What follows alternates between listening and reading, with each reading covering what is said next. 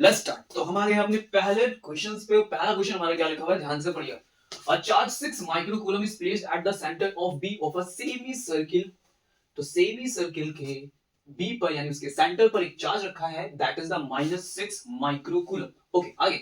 Of radius 5 centimetre. तो उसकी radius हमें कितने गिवन की गई है, यहाँ पे 5 सेंटीमीटर रेडियस गिवन की गई है। चलिए हम आगे बढ़ेंगे। तो आगे लिखा हुआ है an equal and opposite charge is placed at D. Equal and opposite charge is placed at D, that means ये कैसा होगा, पॉजिटिव, क्योंकि इससे पहले कैसा था, नेगेटिव रखा हुआ था। At a distance of 10 centimetre from B. तो अगर हम यहां से बी के डिस्टेंस को मेजर करें तो वो गिवन की गई है हमें 10 centimetre. Are you getting my points? Okay, आगे बढ़ते हैं। A charge plus 5 microcoulomb is moved from point C to A. अब मुझे 5 माइक्रोकूलम का चार्ज प्लस 5 माइक्रोकूलम का जो चार्ज है वो मुझे सी पॉइंट से कहां तक लेके जाना है, ए पॉइंट तक लेके जाना है, अलोंग द सर्कमफेरेंस। किस रास्ते जाओगे आप, सर्कमफेरेंस के रास्ते जाओगे। हमें क्या देना है, calculate the work done on the charge. हमें कैलकुलेट करके बताना है कि वर्क डन कितना होगा उस चार्ज पे। Are you getting my points? Okay, तो सबसे इंपॉर्टेंट बात पहले, वर्क डन का फॉर्मूला क्या होता है, तो work done is equal to होगा V इंटू क्यू। ठीक है, ये फॉर्मूला हम कहां से लेके आए, ये फॉर्मूला हमने सीखा था पोटेंशियल डिफरेंस में। इसमें लिखा था potential difference is equal to work done divided by charge. जब हम पोटेंशियल डिफरेंस को क्या करते हैं, डिफाइन करते हैं, तो as that is work done is equal to potential difference into charge. इतनी बात समझ गए? ओके, अब इंपॉर्टेंट बात जो है नोट करने वाली, वो आप ये नोट कर लो सबसे पहले कि जब भी हम इलेक्ट्रोस्टैटिक फील्ड्स के अंदर, जब भी जहां पे हम ऐसी बात करो कि हमारे चार्जेस किसमें हो, रेस्ट में हो, तो फील्ड्स किसके थ्रू बनेंगी, इलेक्ट्रोस्टैटिक के टर्म में बनेंगी। तो वहां पर जो हम वर्क डन करते हैं वो क्या होता है, पाथ इंडिपेंडेंट होता है। कैसा होता है भाई, पाथ इंडिपेंडेंट होता है। इस बात से बिल्कुल भी फर्क नहीं पड़ता कि आप जो वर्क डन कर रहे हो वो किस रास्ते से कर रहे हो। आप ए से बी जाना चाहते हैं तो आप इस पाथ के अलोंग जा सकते हैं, और आप ए से बी जाना चाहते हैं तो आप इस पाथ के भी अलोंग जा सकते हैं। इन दोनों कंडीशन में हमारा जो वर्क डन का रिजल्ट होगा वो बिल्कुल भी अफेक्टेड नहीं होगा। क्या बात समझ में आ रही है? तो अगर हम सर्कमफ्रेंस के थ्रू जाएं तब भी हमारा वर्क डन वही होगा जो वर्क डन हमारा C2A होगा। अगर हम इस पाथ को, इस रास्ते को ले ले, तब भी हमारा वर्क डन सेम आएगा। क्या मेरी बात समझ में आ गई? चलो आ जाओ, शुरू करते हैं अपने कैलकुलेशन को। ध्यान से देखिएगा, सबसे पहले क्या करना है, मुझे यहां से स्टार्ट करना है और यहां तक पहुंचना है। ठीक है, चार्ज मेरे पास 5 माइक्रोकूलम है, तो वर्क डन के फॉर्मूले में हमने लिखा कि पोटेंशियल डिफरेंस इनटू चार्ज। तो चार्ज का अमाउंट आप जानते हो, सिर्फ पोटेंशियल डिफरेंस पता चल जाए तो बात बन जाए। तो पोटेंशियल डिफरेंस कहां का चाहिए, सी से ए के बीच का चाहिए, क्योंकि सी टू ए हम मूव कर रहे हैं, यानी सी का पोटेंशियल पता चले और ए का पोटेंशियल पता चले। चलो आ जाओ ध्यान से, तो हम लिखेंगे पोटेंशियल एट सी। ठीक है, तो सी पे पोटेंशियल ध्यान से देखो कौन कौन फॉर्म करेगा। तो इस जगह पे पोटेंशियल का फॉर्मेशन करने वाला है बी, क्योंकि that is the B 6 microcoulomb, और इस जगह पे और कौन पोटेंशियल फॉर्म करेगा, डी पॉइंट से 6 माइक्रोकूलम। क्लियर होगी बात? यहां से डिस्टेंस 5 सेंटीमीटर, देखो यहां सेंटर टू डिस्टेंस सी तक 5 सेंटीमीटर है, और बी से लेके डी तक की डिस्टेंस कितनी है, 10 सेंटीमीटर। तो बचा हुआ रिमेनिंग पार्ट अगर 5 सेंटीमीटर यहां कैंसिल हो गया तो नेट पार्ट कितना बचेगा, 5 सेंटीमीटर की डिस्टेंस। क्या इतनी बात समझ में? ओके, तो यहां पे पोटेंशियल फॉर्म करेगा VD और पोटेंशियल फॉर्म करेगा VB। बी पे रखा हुआ चार्ज और डी पे रखा हुआ चार्ज। अब जरा ध्यान से देखो, दोनों की वैल्यूज को हम पुट करते हैं, तो हम लिखेंगे K, डी पे जो चार्ज है Q, तो Q की वैल्यू कितनी है, 6 microcoulomb, that is the -6 divided by R की वैल्यू कितनी होगी भाई, 5 centimetre, that is the 10 to the power -2 plus. अब VB पे वैल्यू रखते हैं तो लिखेंगे K into Q, कितना है, -6, तो यहां पे लिखोगे minus of the part 6 into 10 to the power -6 and divided by what is the distance, 5 into 10 to the power -2। अगर आप ध्यान से देखेंगे तो दोनों वैल्यू सेम है, एक प्लस में एक माइनस में कैंसिल आउट होकर रिजल्ट कितना आपको देगा, 0। तो इस जगह का पोटेंशियल जो फॉर्म हुआ वो कितना मिल गया हमें, 0। Are you getting my points?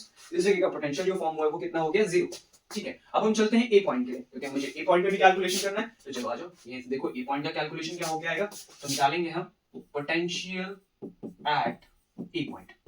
ठीक है, तो यहाँ पे फिर से कौन कौन पोटेंशियल फॉर्म करेगा, अगेन 6Q और V। तो यहाँ पे नेट पोटेंशियल लिखने के लिए चलेंगे, तो पोटेंशियल कौन फॉर्म कर रहा है, VD फॉर्म करेगा, और कौन पोटेंशियल फॉर्म करेगा, VB फॉर्म करेगा। समझ गए मेरी बात को? चलो VD के लिए फॉर्मूला लिखो, तो ध्यान से देखो 6 का अब A तक जो डिस्टेंस होगी वो 10 प्लस 5 कितनी हो जाएगी, 15 हो जाएगी। तो K into 6 into 10 to the power -6 divided by 15 centimetre, convert करेंगे मीटर में तो -2 हो गया। प्लस B की बात करेंगे तो B यहाँ से कितनी डिस्टेंस पे दूर है, क्योंकि ये रेडियस है तो 5 सेंटीमीटर की डिस्टेंस है, तो हम यहाँ पे रखेंगे इसे माइनस के साथ, minus of K into 6 into 10 to the power -6 and divided by that is the 5 centimeter 10 to the power -2। क्या ये बात आपको समझ में आ गई? सिंपल। ओके, चलो अब क्या करें, सेम टर्म्स है तो ऐसा करते हैं कॉमन ले लेते हैं, जैसे बाहर आएगा तो k बाहर आ गया मेरे पास, 6 × 10 टू द पावर -6 बाहर आ गया, ठीक है। अपॉन में है तो देखो अपॉन में हम क्या बाहर ला सकते हैं, देखो 5 है यहाँ पे 15 है तो हमने 5 को कॉमन कर लिया, 10 टू द पावर -6 सॉरी 2, तो 2 को भी हम क्या करेंगे कॉमन कर लेंगे सॉरी, तो हमने क्या किया 5 × 10 टू द पावर -2 को भी कॉमन कर लिया। ओके, अब जरा अंदर देखो तो आपके पास क्या बचने वाला है, तो यहाँ पे बचेगा 1/3 माइनस और यहाँ पे बचा होगा 1। क्या बात समझ गए? चलो अब इस कैलकुलेशन को थोड़ा आगे बढ़ाते हैं और ध्यान से देखो 1/3 माइनस 1 कितना होगा, तो लेके जैसे जाओगे यहाँ पे आएगा 3, 1 माइनस 3 कितना हो गया 2/3 माइनस ऑफ 2/3। k की वैल्यू क्या होती है 9 × 10 to the power 9 × 6 × 10 to the power -6 and divided by 5 × 10 to the power -2 and multiply by -2/3। Clear हो गई याद है सबको बात? ओके चलो 3 से कैंसिल आउट कर देते हैं, 3 3 is 9। Okay then now 3 2 is 6 और 6 6 क्या हो जाएगा भाई 36 एंड माइनस ऑफ 36 पावर हमारे पास कितनी बचेगी, तो पावर हमारे पास बचेगी यहाँ पे 9, ध्यान से देखेंगे पावर 9 से 6 माइनस करोगे तो कितना आ जाएगा 3 आ जाएगा और ये पावर ऊपर जाएगी तो कितनी पावर हो जाएगी 10 टू द पावर 5। क्या यहाँ तक बात समझ में? तो दैट इज द पोटेंशियल। ये पोटेंशियल हमने कहाँ पे कैलकुलेट कर लिया भाई, पोटेंशियल हमने कैलकुलेट कर लिया है ए पॉइंट पे। क्या यहाँ तक बात समझ में आ गई? ठीक है, पोटेंशियल हमारा सी पॉइंट पे कितना निकल के आया था, तो वो 0 निकल के आया था। ठीक है, कैलकुलेशन हमें करना है वर्क डन का, तो चलो आज लिखते हैं वर्क डन का फॉर्मूला, ध्यान से देखो। तो work done is equal to change in potential multiply by charge, जिस चार्ज को हम कैरी करके ले जाने वाले हैं। तो हमारा जो चेंज इन पोटेंशियल का टर्म आया है वो कितना आया है, ए से हमें कहां तक, सी से हमें कहां तक जाना था, ए तक जाना था, तो पोटेंशियल डिफरेंस लिख लें।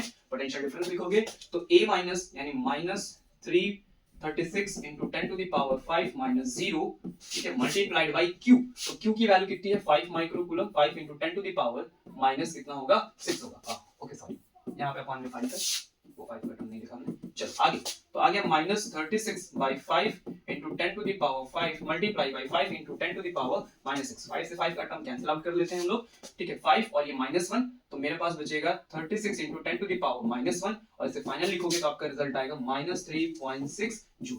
That's your answer. क्या बात समझ में आ गई? तो अगर मुझे सी पॉइंट से ए पॉइंट तक मूव करना है तो कितना आंसर आएगा, दिस पॉइंट C2A हमें जाना था, देन C2A का रिजल्ट हमारे पास आ चुका है -3.6 जूल। क्या बात समझ में आ गई?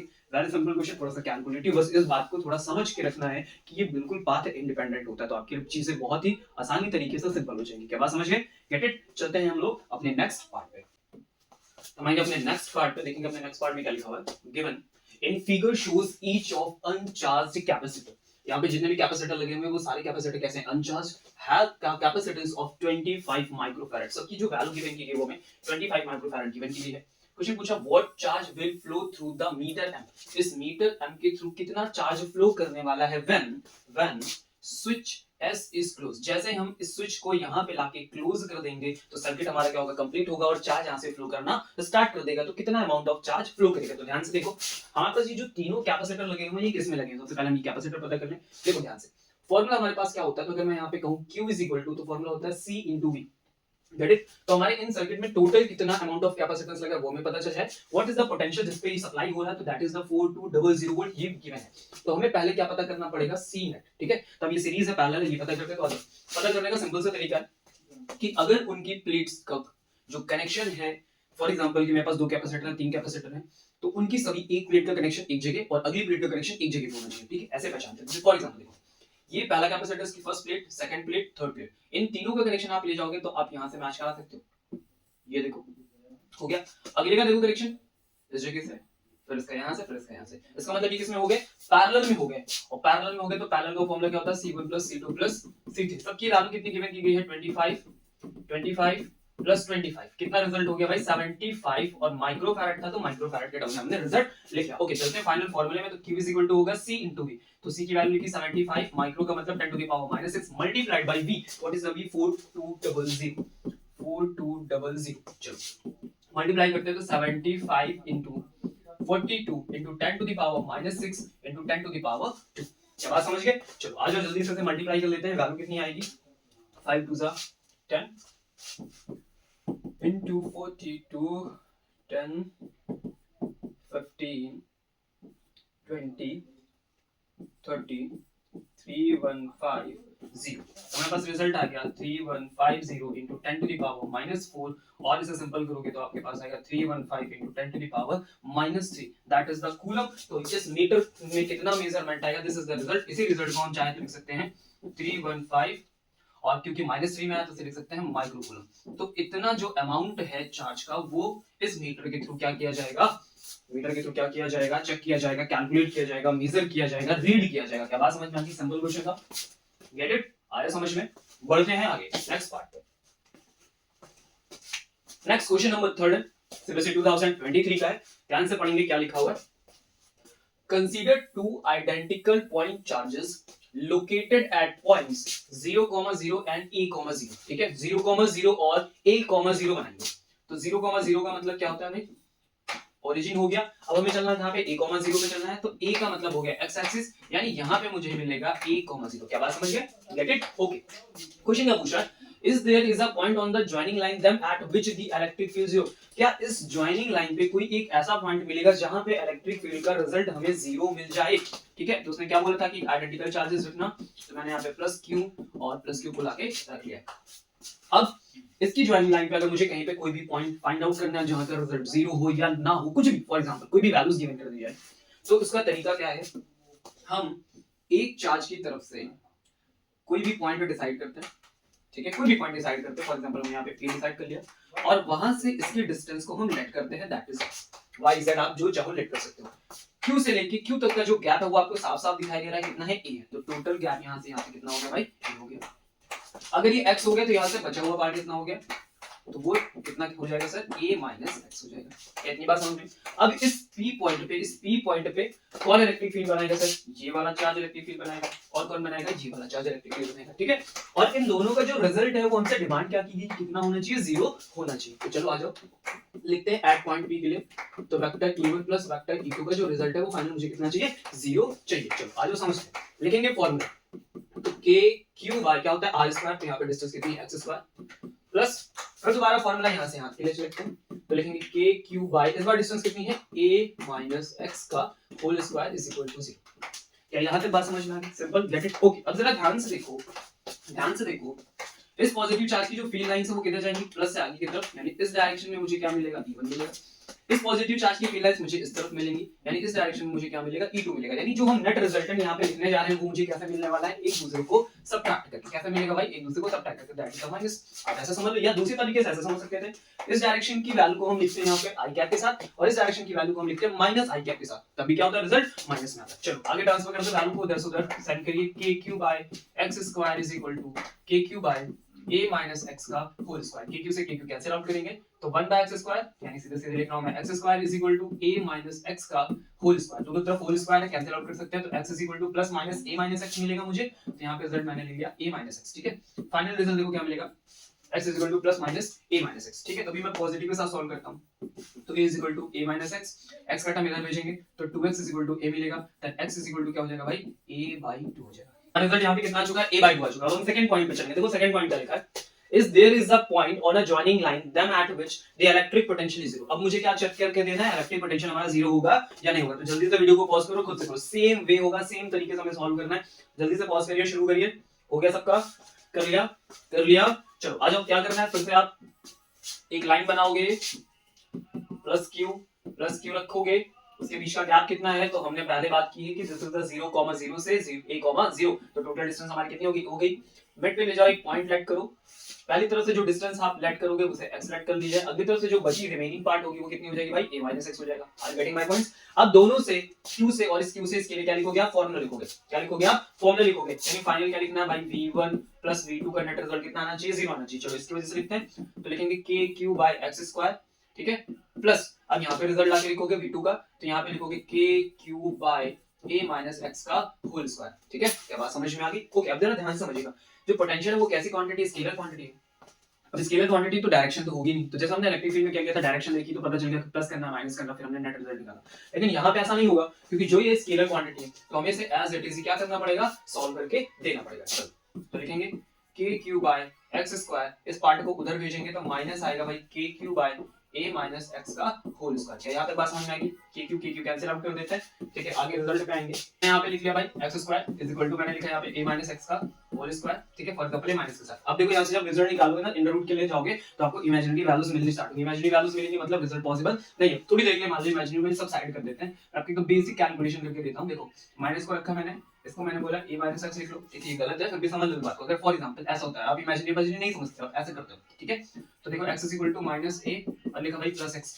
अब ये x और ये x देखो कैंसिल आउट हो गया, कोई रिजल्ट मिल रहा, कुछ मिल रहा है, नहीं मिला। इसका मतलब पोटेंशियल इस जॉइनिंग लाइन पे सेम चार्जेस की वजह से तो पॉसिबल नहीं है। प्लस माइनस होता तो एक दूसरे को कैंसिल आउट करता, कहीं ना कहीं रिजल्ट में पॉसिबिलिटीज मिलती, लेकिन अभी सेम चार्ज की वजह से बिल्कुल भी पोटेंशियल नेट जीरो हो जाए वो पॉसिबल नहीं है। क्या बात समझ में आई?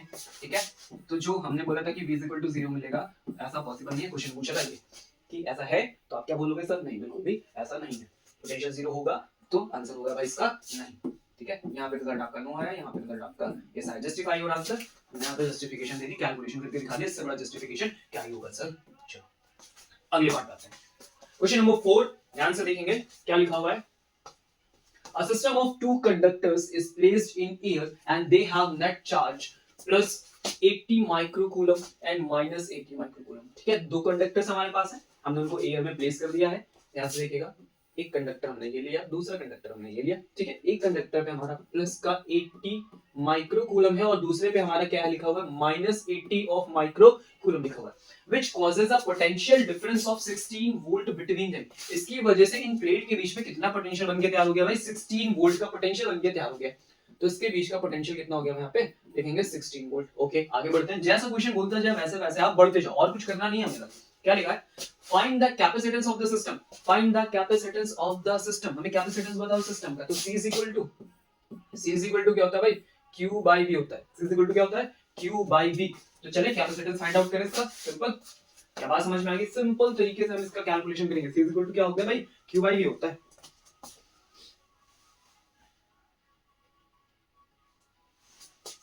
ओके, चलो तो आएंगे Q पे रखेंगे what is the amount of the Q, what is the amount of the Q। तो प्लस का 80 है, माइनस का 80, यानी total amount of charge plate पे देखोगे तो कितना हो गया? 80 माइक्रोकूलम। तो लिखो भाई यहाँ पे 80 into 10 to the power minus 6 microcoulomb को कन्वर्ट कर दिया कूलम में। What is the potential? That is the V। यहाँ पे लिखा भाई हमने 16 का टेबल आता है तो बात बन जाएगी। तो 16 5 का कितना हो गया sir? 80 into 10 to the power minus 6, that's your capacitance. तो -6 में आया, कैपेसिटेंस के लिए यूनिट क्या होती है भाई? फैराड होती है। यानी ये रिजल्ट क्या लिखा हुआ है? 5 माइक्रो फैराड लिखा हुआ है। क्या बात समझ गए? तो पहला आंसर सर डन हो गया। कब का क्वेश्चन है? 25 का क्वेश्चन है, हल्के में मत लो, और हल्के क्वेश्चन है तब भी हल्के में मत लो, क्योंकि आया हुआ है, पूछा हुआ है, तो चांसेस ऐसे क्वेश्चन पूछ सकते हैं। बहुत बेसिक सा क्वेश्चन दिख रहा है हमको। ठीक है, आगे बात समझ में यहाँ तक डन है। ओके, चलते हैं हम लोग सेकंड पार्ट में। पढ़ते सेकंड पार्ट में क्या लिखा हुआ है। If the air between the capacitor is replaced by a dielectric medium of dielectric constant 3, what will be the potential difference between the two conductors?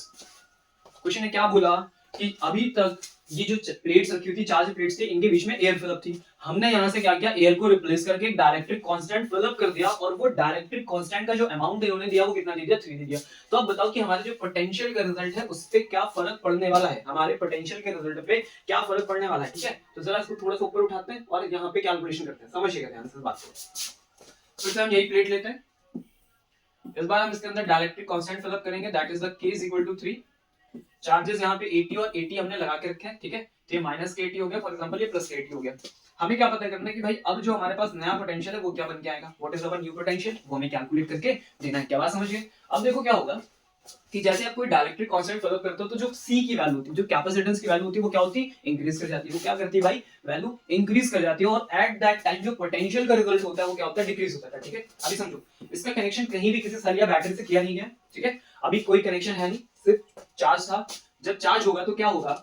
जैसे ही आप कोई डायरेक्ट्रिक कांस्टेंट रखोगे तो C की वैल्यू जो है वो K टाइम्स क्या होगी? इंक्रीज कर जाएगी। अगर आपसे पूछा जाता है कि व्हाट इज द कैपेसिटेंस, तो कैपेसिटेंस को क्या करते हैं? 3 से मल्टीप्लाई कर देते हैं। 3 5 कितना रिजल्ट आ जाता है भाई? 15 माइक्रोफैराड का आपके पास आंसर दौड़ के आ जाता है। क्या बात समझ में आ गई? ठीक है, एट दैट टाइम जब अगर मुझे पोटेंशियल में चेंजेस देखने हैं तो जो पोटेंशियल का अमाउंट होगा, जो पोटेंशियल का अमाउंट होगा, वो पोटेंशियल का अमाउंट क्या होगा? K टाइम्स डिक्रीज करेगा। पोटेंशियल का अमाउंट क्या करेगा? K टाइम्स डिक्रीज करने वाला है। पोटेंशियल का अमाउंट K टाइम्स डिक्रीज करेगा तो V by K हो गया। वैल्यू कितनी थी हमारे पास? 16 थे, तो 16 by 3 करना पड़ेगा आपको। क्या बात समझ में आ गई? और अब जो रिजल्ट आएगा वो होगा 16 by 3 ऑफ वोल्ट। ऐसा क्यों हुआ? पोटेंशियल की वैल्यू क्यों ड्रॉप की? क्योंकि अभी किसी तरह का कोई कनेक्शन लगा हुआ नहीं है। अगर यही कैपेसिटर किसी सर्किट में कनेक्ट होता, ठीक है, वो सर्किट वो ऑन होता, मतलब कंटीन्यूअस चार्जेस का फ्लो हो रहा होता, ऐसे कंडीशन में जो V की वैल्यू है वो क्या रह जाती? कांस्टेंट रह जाती। क्या बात समझ में आई? Are you getting my points? देखो ऐसा क्यों हुआ? ऐसा ये जो है, ये जो V का टर्म है वो डिक्रीज क्यों कर गया? क्योंकि देखो जैसे ही आप K को फिल अप करोगे तो कैपेसिटेंस इंक्रीज करेगा, ये आपको पक्का पता है। ये वाला अमाउंट इंक्रीज कर गया। अब जब ये अमाउंट इंक्रीज किया तो चार्ज की वैल्यू भी बढ़ जानी चाहिए। अब चार्ज जब बढ़ना तो चाहता है, चार्ज का अमाउंट तो बढ़ना चाहता है, 3 टाइम्स भी इंक्रीज करना चाहता है, लेकिन सप्लाई करने के लिए यहाँ पे कोई है नहीं।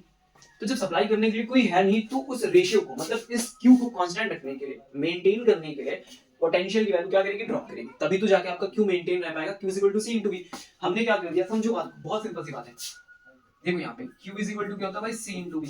हम कह रहे हैं कि Q बढ़ना चाहिए लेकिन बढ़ नहीं पा रहा, तो इसकी मजबूरी की ये क्या रहे, कांस्टेंट रहे कांस्टेंट। अब जो C का अमाउंट है वो तुमने 3 गुना तो बढ़ा दिया, क्योंकि वो बढ़ना है। अब इस वैल्यू को कांस्टेंट रखने के लिए भाई V को तो 3 गुना गिरना ही पड़ेगा ना, तभी जाके वैल्यू कांस्टेंट होगी। तो 3 से 3 कैंसिल करेगा तो C इज इक्वल टू भाई पहली वाली वैल्यू तब जाके आएगी। आई बात समझ में तुमको? That's why result is 16/3। आ गई बात समझ में? ओके चलो आगे बढ़ेंगे, अगले क्वेश्चन पे आएंगे। क्या लिखा हुआ है, if the charges on two conductors are changed to plus 160 microcoulomb and minus 160 microcoulomb, will the capacitance of the system change?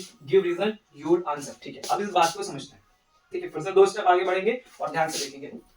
फिर से हमने प्लेट बनाई, ये हमारा थर्ड वाला पार्ट हो गया। ठीक है, इस बार 160 और 160 मिला भाई, माइनस का मिला, एक प्लस का मिला। क्वेश्चन ने बोला कि अगर मैं चार्ज इंक्रीज कर दूं, अगर मैं क्या इंक्रीज कर दूं, चार्ज इंक्रीज कर दूं, क्यू का अमाउंट इंक्रीज कर दूं, तो ऐसे कंडीशन में क्या सी का अमाउंट इंक्रीज कर जाना चाहिए। तो आपके पास जनरल सा फॉर्मूला भाई, क्यू इज इक्वल टू क्या होता है, सी इनटू वी होता है। और फिर हम आराम से बताते हैं कि देखो भाई ध्यान से देखो, तो Q is directly proportional to C, क्योंकि क्यू बढ़ा तो सी भी बढ़ जाएगा, जितना क्यू बढ़ा उतना सी बढ़ जाएगा। और हम आंसर से फलाना ढमाका लिख के चले आते हैं, और फिर जिसमें आंसर का रिजल्ट मिलता है तो वो होता है हमारा सी। ऐसा क्यों सर, साफ साफ तो लिखा है, एकदम एग्जैक्ट लिखा, फॉर्मूले से जा रहे हैं, प्रूफ करके देख रहे हैं, एकदम क्लियर, तो फिर कैसे गलत है? जरा भाई बात ध्यान से सुनो। एक्चुअल में जो कैपेसिटेंस है दैट इज द सी, किसी भी कैपेसिटर का जो कैपेसिटर, जब आप मार्केट से वो कैपेसिटर खरीद के लाओगे तो उसका कैपेसिटेंस अमाउंट क्या होगा, फिक्स्ड होगा। तो कैसे फिक्स्ड होगा, देखो कैसे फिक्स्ड होगा, तो C इज इक्वल टू होता है epsilon naught A by D, यानी जो कैपेसिटेंस का अमाउंट है, तो कैपेसिटेंस की वैल्यू है वो डिपेंड कर रही है उसके एरिया पे, प्लेट ऑफ द एरिया पे, और उसके प्लेट के बीच में जो सेपरेशन है D पे, फिजिकल क्वांटिटीज पे डिपेंड कर रहा है भाई, एरिया पे डिपेंड कर रहा है, डिस्टेंस पे डिपेंड कर रहा है। लेकिन देखो कहीं चार्ज का अमाउंट है, कहीं पोटेंशियल का अमाउंट, इन सब पे डिपेंड नहीं कर रहा। मतलब जो तुम कैपेसिटर मार्केट से खरीद के लाओगे 3 माइक्रोफैराड 5 माइक्रोफैराड का, तुमने सर्किट में लगा दे तो तुमको क्या लगता है, पोटेंशियल बदल दूंगा तो वो कैपेसिटेंस और ज्यादा हो जाएगा। मतलब 5 माइक्रोफैराड लेके आए और हम बदल के उसको 10 माइक्रोफैराड करके यूज कर पाएंगे क्या? पॉसिबल है क्या? नहीं, वो 5 पे ही रहेगा। क्या बात समझ में?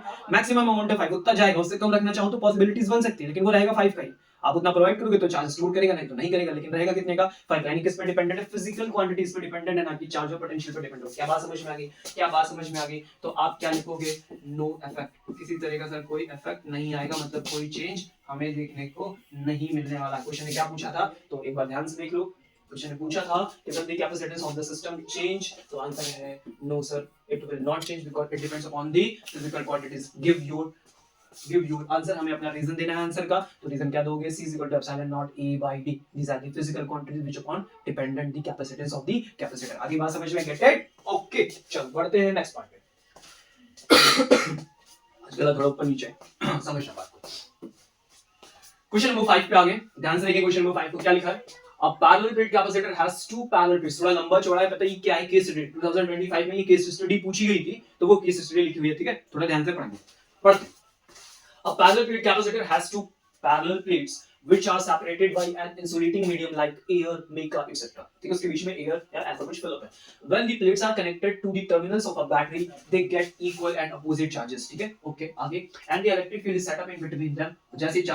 जैसे हमने चार्जेस प्रोवाइड किया, इलेक्ट्रिक फील्ड सेटअप हो जाएगी। Very good. This electric field between the two plates depends upon the potential difference applied. ये इस बात पर डिपेंड करता है कि कितना पोटेंशियल डिफरेंस हमने बाहर अप्लाई किया हुआ है। ये बात बिल्कुल सही है। आगे, the separation of the plates and the nature of the medium between the plates. ठीक है, किन किन बातों पर डिपेंड कर रहा है, पोटेंशियल डिफरेंस पे, सेपरेशन ऑफ द प्लेट्स पे, और नेचर यानी उस प्लेट के बीच में जो मीडियम हमने फिल अप किया उसकी नेचर पे। ओके आगे बढ़ते हैं। फर्स्ट क्वेश्चन हमारे सामने आ गया, तो यही तो हमारे काम का है, तो हमने पढ़ लिया। अब सुन, फर्स्ट पार्ट में है देखा था, electric field between the plates of a parallel plate capacitor is E। ठीक है, पैरेलल प्लेट के बीच में जो अभी हमने इलेक्ट्रिक फील्ड लगाई वो कितनी है, E है। ओके आगे समझो।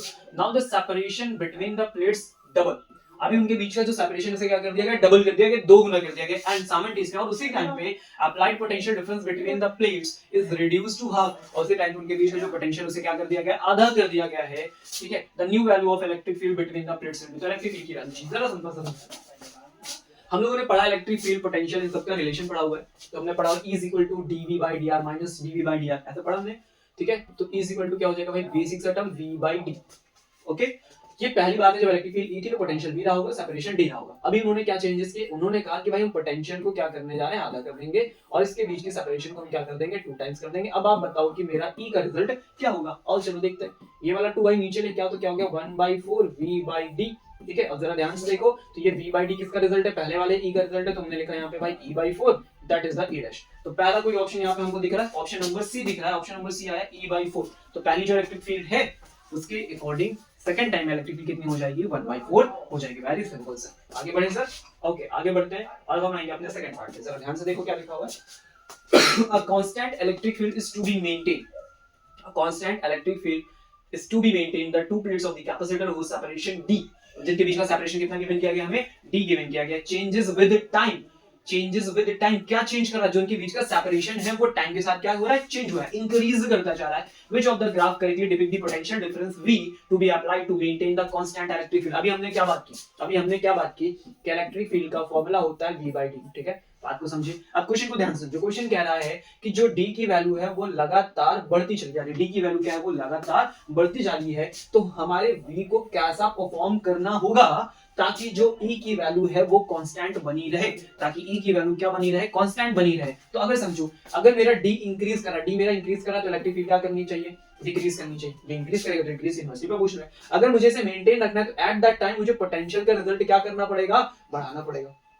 मुझे पोटेंशियल का रिजल्ट क्या करना पड़ेगा, बढ़ाना पड़ेगा। जब मैं इसे बढ़ा दूंगा तो एट दैट टाइम ई भी क्या करेगा, उसी टाइम पे बैलेंस हो जाएगा, यानी वी की वैल्यू को इंक्रीजिंग ऑर्डर में होना चाहिए with the separation of the D होना चाहिए। तो चलते हैं किस ऑप्शन के साथ, तो ध्यान से देखो, यहाँ पे वी का टर्म है, डी का टर्म है, देखो वी और डी, और मुझे वी और डी से ई का अमाउंट कैसा चाहिए, बिल्कुल कांस्टेंट चाहिए। बिल्कुल कैसा चाहिए भाई, कांस्टेंट चाहिए, किसी तरह का कोई वेरिएशन नहीं चाहिए मुझे रिजल्ट में। तो ऐसी कंडीशन में जब मैं डी को बढ़ा रहा हूं तो वी के अमाउंट में मुझे क्या होना चाहिए, वी का अमाउंट इंक्रीज करना चाहिए, और ऐसा इंक्रीज करे कि रिजल्ट पे कोई फर्क ना आए, कांस्टेंट बना रहे। तो किस ऑप्शन के साथ जाएंगे, इस ऑप्शन के साथ जाएंगे। तो बस हमें देखो डी बढ़ रहा है, एट दैट टाइम वी भी बढ़ रहा है, इससे रिजल्ट एक कांस्टेंट वैल्यू प्रोवाइड कर रहा है। एक रिजल्ट में कैसी वैल्यू प्रोवाइड कर रहा है भाई, constant value. v by d का रेशियो देखो, हर पॉइंट पे मुझे क्या मिलेगा, कांस्टेंट। तभी तो जाके एक स्ट्रेट लाइन मिली। इसमें देखो डिक्रीजिंग ऑर्डर में था, इसमें इंक्रीजिंग ऑर्डर में था, लेकिन वैल्यू चेंज कर जाएगी। इलेक्ट्रिक फील्ड चेंज नहीं होनी चाहिए, क्वेश्चन ने बोला इलेक्ट्रिक फील्ड चेंज ना हो, वही बनी रहे। यहां पे देखो डिक्रीजिंग ऑर्डर में आई, बस में यहां पे कांस्टेंट है, लेकिन रिजल्ट कैसा है, बोल रहा कि ये d की वैल्यू बढ़े लेकिन v कम कर देगा। मैं v कम करूंगा, मैं v को कम करूंगा तो e में क्या कांस्टेंट रिजल्ट मिलेगा, नहीं मिलेगा। ठीक है, तो ये गलत हो गया। ऑप्शन नंबर कौन सा ठीक है सर, ये वाला। आई बात समझ में,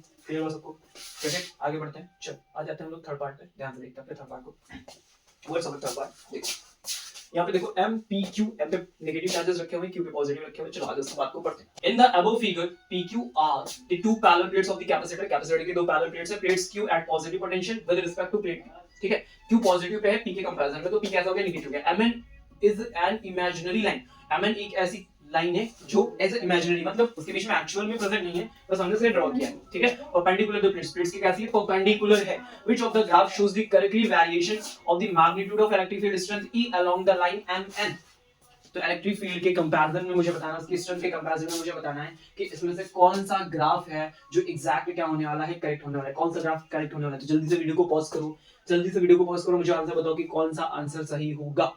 कर लिया सबने, कर लिया सबने, ओके वेरी गुड। ठीक है, हो गया। चलो, तो बहुत सिंपल सी बात है, आपने पैरेलल प्लेट कैपेसिटर पढ़ा है, ऐसा पैरेलल प्लेट कैपेसिटर आपने पढ़ा है। ठीक है, यहाँ पे पॉजिटिव लगा, यहाँ पे नेगेटिव लगा, इसके अंदर क्या बनके तैयार होती है भाई, इलेक्ट्रिक फील्ड बनके तैयार होती है इलेक्ट्रिक फील्ड बनके तैयार होती है। प्लस माइनस से डिसाइड हो जाता है कि बस इसके अंदर का पोटेंशियल कैसा है। तो पोटेंशियल का रिजल्ट कैसा होता है, कांस्टेंट होता है। अगर मेरा पोटेंशियल का रिजल्ट कांस्टेंट है, इनके बीच की सेपरेशन कांस्टेंट है, तो क्या ई का रिजल्ट भी कांस्टेंट होना चाहिए, क्या ई का रिजल्ट भी कांस्टेंट। कर लिया हमने, ओके। तो कौन सा ऑप्शन है, जरा ध्यान से देखो कौन सा ऑप्शन होगा यहाँ पे। तो देखो पहले में mn की वैल्यू क्या होगी भाई, डिक्रीजिंग ऑर्डर में। देखो इसमें इंक्रीज हुई, कांस्टेंट में, फिर डिक्रीज हुई, ये भी नहीं होगा सर, ये नहीं होगा, ये नहीं होगा। जरा यहाँ जाओ, ये देखो इलेक्ट्रिक फील्ड की वैल्यू बिल्कुल कैसी है, mn के साथ बिल्कुल कांस्टेंट जा रही है, mn के साथ बिल्कुल कैसे जा रही है, कांस्टेंट। तो सर ये वाला ऑप्शन बिल्कुल क्या होगा, करेक्ट होगा आंसर। और सिंपल और बेसिक सा क्वेश्चन था। इलेक्ट्रिक फील्ड स्ट्रेंथ कैसी होगी, प्लेट्स के बीच में यूनिफॉर्म होगी, वेरिएट नहीं करेगी। समझ में आ गई बात, समझ में आ गई बात, are you getting my points. तो ये सारा सर ये भी हमने क्या किया, निपटा दिया। ओके, तो ये वाला पार्ट भी हमारा क्या हो गया, फिनिश हो गया। सिंपल था, क्लियर है। चलते हैं अगले पार्ट पे, आइए अगले पार्ट पे पढ़ते हैं। नेक्स्ट क्वेश्चन में चलेंगे, सबको बात समझ में आई। चलो आ जाओ, क्वेश्चन नंबर 6 में आते हैं, पढ़ते हैं। In the figure, curved lines represented equipotential surfaces। ये सब क्या है भाई, equipotential surfaces है हमारी। ओके, a charge q, एक चार्ज है, देखो ये यहाँ पे q रखा हुआ है, एक चार्ज, इसे मूव कराना है along different parts a b c और d। तो देखो भाई ये a पाथ हो गया, यहाँ तक b पाथ है, यहाँ तक c पाथ है, यहाँ तक d पाथ है। The work done on the charge will be maximum along the path।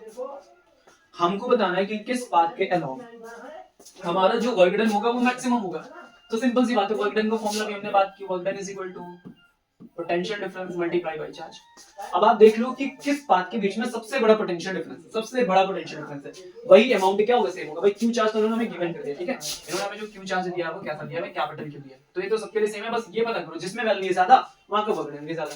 तो चलो यहां से देखो, इस जगह से स्टार्ट हुआ तो ए तक गए हम, ठीक है, 10 से थे, लगभग 10 पे ही है तो कोई फर्क नहीं पड़ेगा। अभी 10 से कितने पे पहुंचे, बी वाली लाइन कितनी, 15 यानी 5 का डिफरेंस है। 10 से देखो डी पे जाओगे तो 20 यानी 10 का डिफरेंस है, 10 प्लस बड़ा। अब यहां से चलो जरा इस जगह से, ये सी पॉइंट है, देखो कहां पे आ गए, 25 पे आ गए।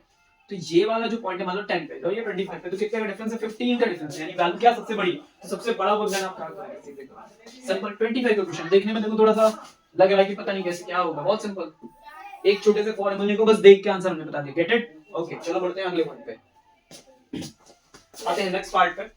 बात को समझते चलना, सब में कॉन्सेप्ट काम करेगा, बहुत बेसिक तरीके से कॉन्सेप्ट काम करेगा, सिंपल तरीके से कॉन्सेप्ट काम करेगा, बस कॉन्सेप्ट से हटना हमको नहीं। ओके क्वेश्चन नंबर 7 में आइए, क्या लिखा है, x and y are two equipotential surfaces separated by a distance of 2 meter in a uniform electric field of 10 volt per meter, ठीक है।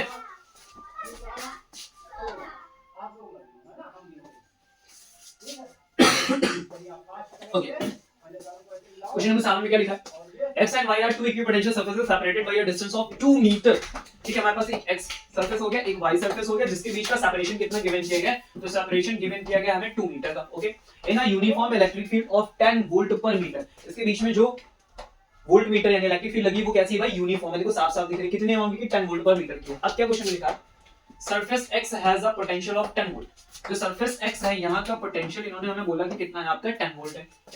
पहला पार्ट क्या मुझसे बोला, calculate the potential of the surface of y, आप मुझे इस y का पोटेंशियल बताओ कितना होने वाला है, ठीक है, जो कर लेंगे वीडियो को पॉज करें तुरंत करें, जो कर लेंगे वीडियो को पॉज करो तुरंत ही सॉल्व करें, हो गया। चलो अब मैं बताता हूं, इसकी वैल्यू पता है, ये मुझे बतानी है, बीच का सेपरेशन 2 मीटर गिवन किया गया, इलेक्ट्रिक फील्ड भी गिवन कर दी गई, ठीक है, इलेक्ट्रिक फील्ड सेपरेशन पोटेंशियल सब कुछ जानते हो। चलो आगे रिलेशन लिखते हैं, तो मुझे पता है E = -dV/dr, is equal to क्या होता है भाई, -dV/dr, तो मैंने लिखा -dV का मतलब हो गया भाई चेंज इन पोटेंशियल, अपॉन में क्या लिखेंगे r की वैल्यू, ठीक है, ये मैंने लिखा। अब जरा ध्यान से देखो, मुझे इलेक्ट्रिक फील्ड कितनी गिवन की गई है, 10 गिवन की गई, तो मैंने लिख लिया।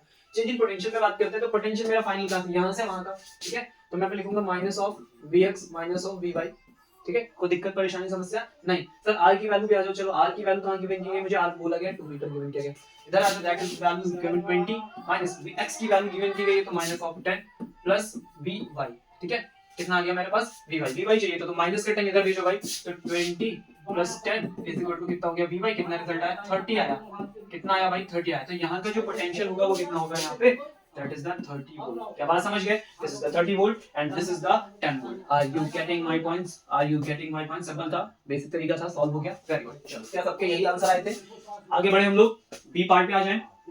क्या लिखा है बी पार्ट पे, पढ़िए ध्यान से, बी पार्ट पे क्या लिखा हुआ है, इससे बात करते हैं। What is the work done in moving, ठीक है भाई ये वर्क है, what is the work done moving a 2 coulomb charge from surface y, कहां से भाई, y सरफेस से to surface x along path 1, कौन सा पाथ 1 है भाई, कौन सा पाथ 1 है, ये है पाथ 1 हमारा, इस पाथ के रास्ते मुझे जाना है यहां से यहां तक, ठीक है।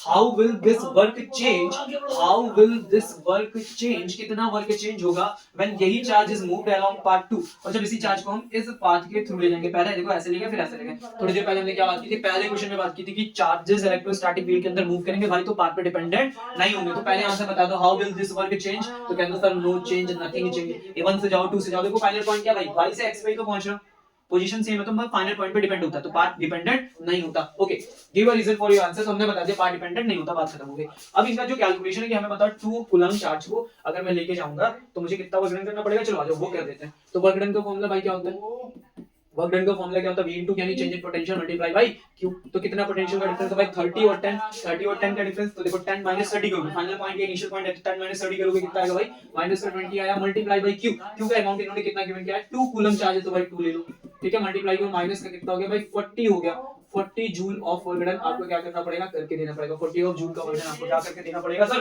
कैलकुलेट करके देना पड़ेगा। क्या बात समझ में आ गई, क्या बात समझ में आ गई, सिंपल था, कोई दिक्कत कोई परेशानी कोई समस्या, ओके।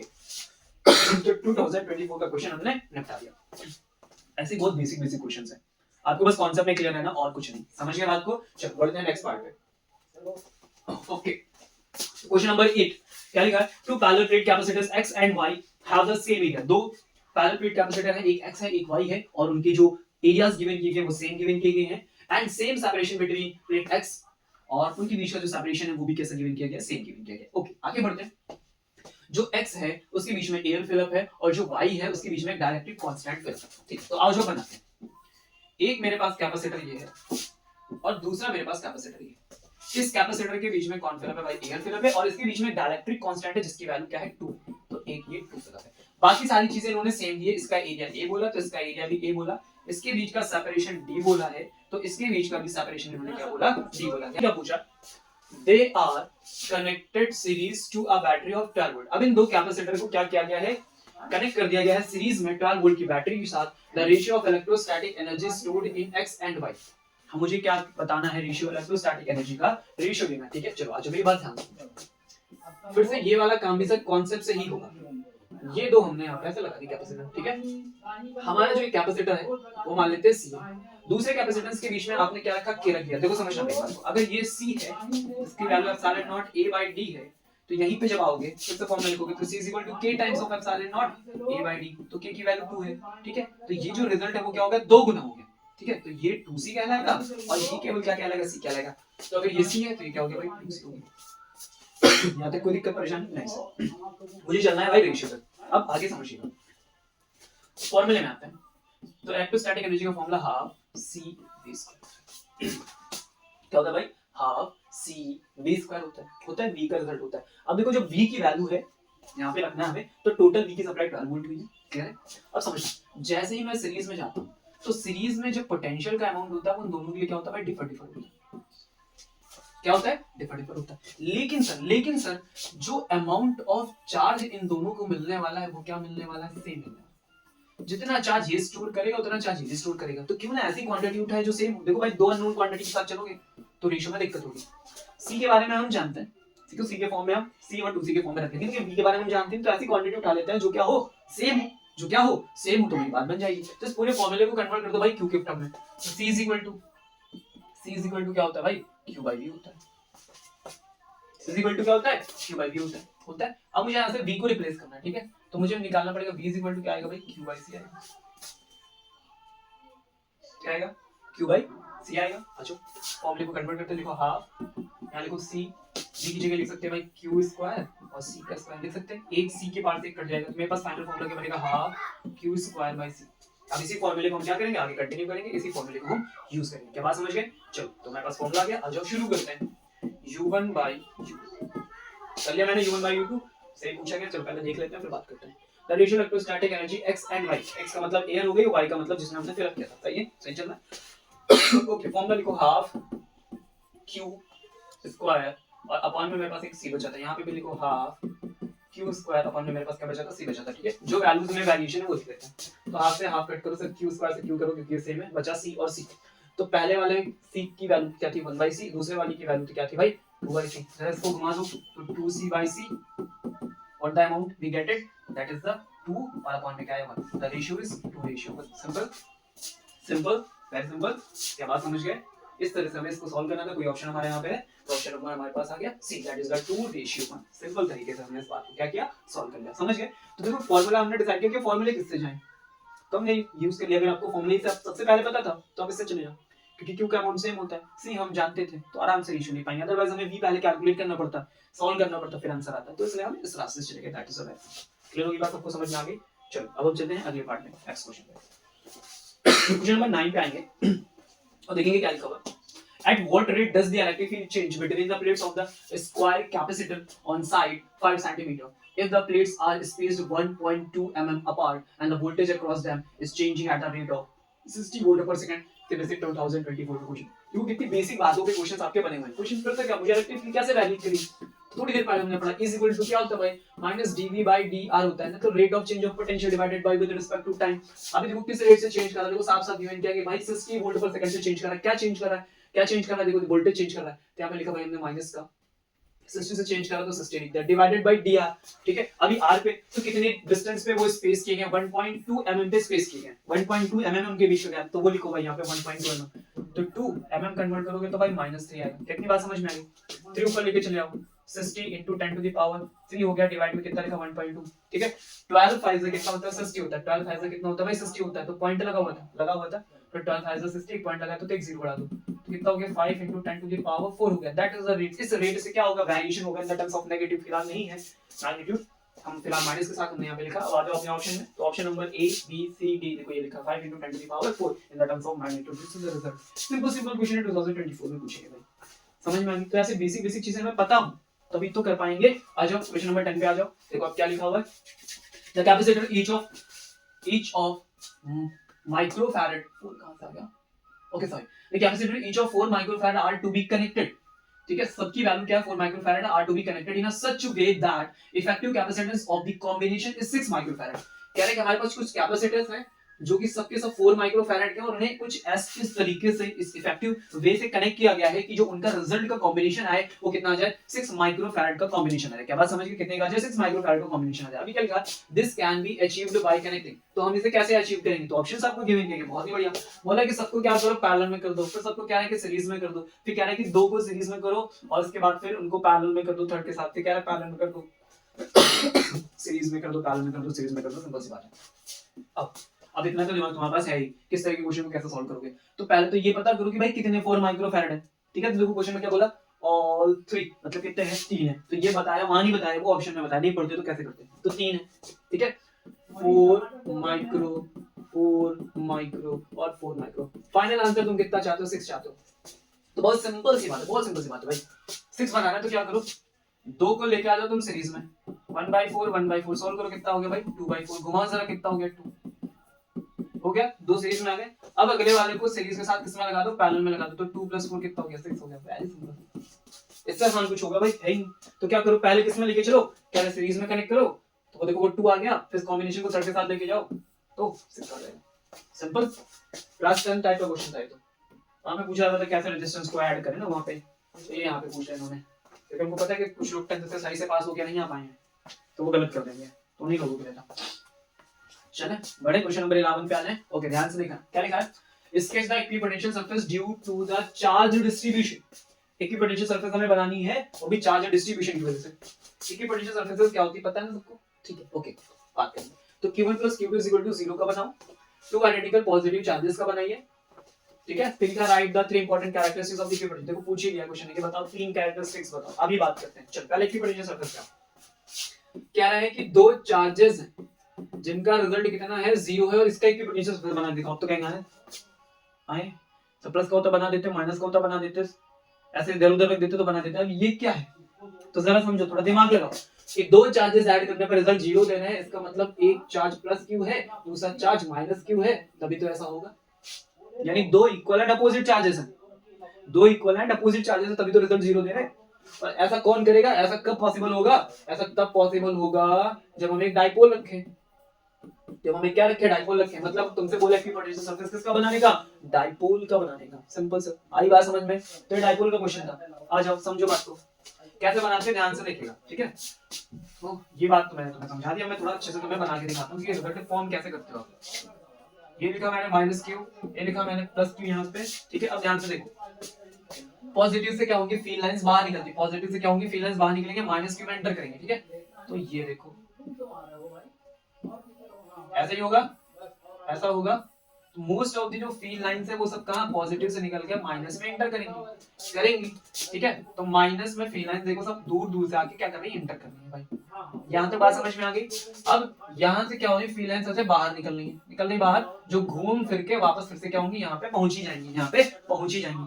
क्लियर है यहाँ तक, ओके। अब देखो मैं इक्विपोटेंशियल सरफेस बना रहा हूँ, तो तुमको ये बात बड़ी अच्छी समझा देता हूँ कि जहां पे फील्ड लाइन डेंस होगी, जहां पे फील्ड लाइन डेंस होंगी वहां के इक्विपोटेंशियल सरफेस क्लोज बनाना, और जहां पे फील्ड लाइंस के बीच में सेपरेशन देखने को मिले वहां के इक्विपोटेंशियल्स के बीच में सेपरेशन कर देना। क्या बात समझ में आई, जहां फील्ड लाइंस के नंबर ज्यादा होते हैं इक्विपोटेंशियल सरफेस पास पास आ जाते हैं, और जहां पे फील्ड लाइंस दूर दूर होती है पोटेंशियल सरफेसेस भी क्या होते हैं, दूर दूर होते हैं। अब ये है क्या भाई, पॉइंट चार्जेस हैं, तो पॉइंट चार्जेस के लिए जब इक्विपोटेंशियल सरफेस बनाओगे तो वो कैसी होंगी, बिल्कुल कॉन्सेंट्रिक बनती चली जाएंगी, एज अ स्फीयर की तरह, सर्कल की तरह बनती चली जाएंगी, ठीक है। बात समझिए, देखो जरा इसका मैंने पहला सर्किल बनाया, कोई दिक्कत, इसका भी मैंने पहला सर्किल बनाया। अब इसके बाद सारी बातें ध्यान रखना है। आप जरा सोचो कि जो फील्ड लाइन के नंबर वो इधर ज्यादा होंगे या इधर ज्यादा होंगे, फील्ड लाइंस के नंबर इधर ज्यादा होंगे या इधर ज्यादा होंगे? जितने भी फील्ड लाइन यहाँ से निकल रही है वो सब क्या हो रही है, इस तरफ बेंट हो रही है क्योंकि माइनस क्यों रखा हुआ है। जितनी भी फील्ड लाइंस वहां से आ रही है वो घूम फिर के इधर जाएगी, बेंट हो रही है क्योंकि माइनस क्यों रखा हुआ है। तो most of the field lines सब इधर ही तो मुड़ने की कोशिश कर रही है, मतलब ऐसे निकल रही है लेकिन मुड़ तो इधर जा रही है, नहीं इधर ज्यादा नंबर मिलेंगे, इधर ज्यादा नंबर क्योंकि फील्ड क्या होगी यहाँ की स्ट्रांग होगी। तो यहाँ का जो इक्विपोटेंशियल सर्कल तुम बनाओगे क्लोज बनाना और यहाँ के बीच में देखो गैप कर देना है। समझ में आ रही बात, दिख रहा है सबको? फिर से इक्विपोटेंशियल सर्कल वहां का, तो देखो ये देखो बिल्कुल क्लोज क्लोज कर रहा है और यहाँ पे देखो गैप कर दिया गैप। वैसे सेम यहाँ पे इस साइड में इक्विपोटेंशियल सरफेस क्लोज बनाना और यहाँ पे क्या कर देना, गैप कर देना। फिर से ध्यान से देखो, यहाँ का इक्विपोटेंशियल सरफेस क्लोज है और देखो यहाँ पे हमने क्या कर दिया, गैप कर दिया। क्या बात सबको समझ में आई? कुछ इस तरह से पोटेंशियल सरफेसेस फॉर्म होंगे। Are you getting my points? Are you getting my points? Very good. तो सर बन गया। अब कह रहे टू आइडेंटिकल पॉजिटिव चार्जेस का बना दो। चलो जल्दी से वीडियो पॉज करो, बनाओ। ठीक है, जल्दी से वीडियो को पॉज करिए, बनाइए। अरे मैं उनके लिए बना रहा हूं भाई जो बना नहीं पाते, आप बनाओ अपना पॉजिटिव चार्जेस का। पॉजिटिव चार्जेस से फील्ड लाइंस निकालने की कोशिश करेंगे। ठीक है, ऐसे करके, ऐसे करके, ठीक है, ऐसे निकलने की कोशिश करेंगी। यहाँ से भी फील्ड लाइंस ऐसे निकलने की कोशिश करेंगी बाहर की तरफ। ठीक है, लेकिन बिकॉज ऑफ रिपल्शन तो फील्ड लाइंस क्या होंगी, वो ऐसे बनेंगी क्योंकि उधर से क्या हो रहा है, पॉजिटिव पॉजिटिव क्या करते हैं भाई, रिपल्शन करते हैं। तो रिपल्शन की वजह से फील्ड लाइंस क्या होंगी, इस तरफ बेंड करेंगी। सेम वही कहानी यहाँ पे भी होगी क्योंकि उधर से रिपल्शन लग रहा है, तो most of the field lines क्या होंगी, इधर बेंड कर जाएंगी। ठीक है, निकलेंगी तो आने की तो कोशिश इधर करेंगे लेकिन रिपल्शन की वजह से बेंड कर जाएंगे। तो फील्ड लाइन के नंबर अभी किधर स्ट्रांग हो गए, इस तरफ स्ट्रांग हो गए और इस तरफ स्ट्रांग हो गए। सर जिस तरफ फील्ड लाइन के नंबर स्ट्रांग हो जाते हैं उसी तरफ इक्विपोटेंशियल सरफेस क्या कर देते हैं हम सर, क्लोज कर देते हैं। तो सर इस बार फील्ड लाइन के नंबर किधर स्ट्रांग हो रहे हैं, इधर भी बना देता हूं ताकि तुमको फील हो थोड़ा, इधर स्ट्रांग हो रहे हैं। ठीक है, इधर स्ट्रांग हो गए। ठीक है, तो अब चलो बनाओ, आज सर्कल बनाते हैं, कोई दूसरा कलर हो सकता है। ठीक है, देखो ये बनाई हमने पहली सरफेस। अब इधर का सरफेस दूर रखना, इधर का कर देना एकदम क्लोज। ठीक है, इधर का रखना दूर और इधर का बिल्कुल रख देना क्लोज। ठीक है, ये सब दूर रहना चाहिए। देखो ये सब रहेंगे दूर दूर और यहाँ पे आते आते बिल्कुल इस कहानी को क्या कर दो, बिल्कुल क्लोज कर दो। सेम यहाँ पे आ जाओ। ठीक है, ये बनाई मैंने पहली सरफेस। अब अगली जितनी सरफेस है वो बिल्कुल क्लोज नहीं होनी चाहिए और यहाँ पे दूर होती जानी चाहिए। ये बिल्कुल क्लोज होनी चाहिए और यहाँ पे ऐसे क्या होगी, दूर होनी चाहिए। ये बिल्कुल क्लोज होनी चाहिए सर और यहाँ पे कैसे होनी चाहिए, दूर होनी चाहिए। आगे बात समझ में बन गया? समझ गया? सिंपल तरीका समझ में आया क्या? तरीका समझ में आया क्या, क्यों ऐसा कर रहे हो? जहां पे फील्ड लाइन ज्यादा सरफेस क्लोज कर दो, जहां पे कम हो दूर कर दो। सिंपल सी बात है। आगे आगे बात समझ में? ओके, अब क्वेश्चन पढ़ते हैं। तो भाई इतना तो बना दिया हमने। ठीक है, टू आइडेंटिकल और कहानी खत्म हो गई। अब आ जाओ बी पार्ट में। तो बी पार्ट में क्या लिखा है, right the three important characteristics of the equipotential. तीन इंपॉर्टेंट कैरेक्टरिस्टिक्स बताओ। तो बहुत आसान कैरेक्टरिस्टिक्स है। पहली बात समझो, बहुत पहली बात समझो, इक्विपोटेंशियल सरफेस पे किसी भी पॉइंट पे जाओगे तो बी की वैल्यू क्या मिलेगी, कांस्टेंट मिलेगी। सर इक्विपोटेंशियल सरफेस मतलब पोटेंशियल कांस्टेंट। दूसरी बात, इस पर पूरी इक्विपोटेंशियल सरफेस पे कहीं पे भी जब भी आप एक पॉइंट से दूसरे पॉइंट के बीच में बॉल बेंड करोगे तो वो हमेशा कितना होगा, जीरो होगा। ठीक है, और बात समझो, ये जो इक्विपोटेंशियल सरफेस हमने बनाया ना, ये इक्विपोटेंशियल सरफेस बनाए हमने जितने भी, तो अगर इक्विपोटेंशियल सरफेस और ये जो हमारी फील्ड लाइंस है इनके बीच में एंगल हमेशा कितना होगा, 90 डिग्री होगा। कभी भी जो सरफेस और ये एंगल्स होंगे कितने होंगे भाई, 90 होंगे। ये अगली बात होगी। अगली इंपॉर्टेंट बात कि दो इक्विपोटेंशियल सरफेस कभी भी एक दूसरे को कट वट नहीं करते हैं। देखो कहीं पे भी कट किया किसी इक्विपोटेंशियल सरफेस ने एक दूसरे को कट किया, बिल्कुल तो क्लोज हुए, दूर हुए, लेकिन कट कहीं पे नहीं किया। तो ये सारी तीन चार बातें हमने कर ली। ओके, आगे बात समझ में? बढ़े आगे सर, बढ़े आगे। ओके, तो आते हैं सी पार्ट पे। क्या लिखा है, electric potential in a region varies with x according to the relation Vx is equal to 5 plus 4x square। ठीक है, ऐसे करके हमारी रिलेशन है, पोटेंशियल का गिवन किया इन्होंने, x की वैल्यू उन्होंने मीटर में हमें प्रोवाइड की है। क्वेश्चन क्या पूछा, is the electric field in the given region uniform. क्या इस रीजन में जो हमारी इलेक्ट्रिक फील्ड है वो यूनिफॉर्म होगी या नहीं होगी, हमें ये बात यहाँ पे क्या करनी है, चेक करनी। चलो आ जाओ, चलते हैं कैलकुलेशन में अपने। ओके, तो चलिए वैल्यू देख लेते हैं जरा कितनी है, 5 plus 4x square। ठीक है, और हमें क्या निकालना है, इलेक्ट्रिक फील्ड निकालना है। देखो ध्यान से, E का रिलेशन क्या होता है, माइनस dv by dr होता है। ठीक है, अब मुझे क्या करना है, E के बारे में पता करना है। समझना मेरी बात ध्यान से। तो dv is equal to, अगर आप जाओगे तो dv is equal to का रिजल्ट मुझे कैसा मिल जाएगा, मुझे यहाँ पे मिलेगा E into dr। ठीक है, तो ये दो रिलेशंस हमारे पास होते हैं कैलकुलेशन। ध्यान से पहले इन बातों को समझ लीजिए। इलेक्ट्रिक फील्ड निकालनी है तो पोटेंशियल का जो है वो हम डिफरेंशिएशन करते हैं।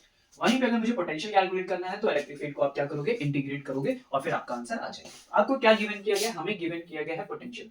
कितना गिवन किया गया, 5 plus 4x square, that's your potential। ठीक है, we have to find out the electric field। तो इलेक्ट्रिक फील्ड के लिए कौन सा रिलेशन आप ये यूज करोगे, क्या लिखोगे, माइनस dv by, तो 5 plus 4x square अपॉन में क्या लिखोगे आप, dx लिखोगे। लिखोगे dx। ओके चलो इंटीग्रेट करते हैं, तो माइनस d यहाँ पे 5 लिखा हुआ है तो 5dx मैंने कर लिया, ठीक है, इसको ऐसा ले लेता हूँ, plus d of 4x square upon में dx। एक एक स्टेप कर रहे हैं ताकि आपको सारी बातें समझ में आए।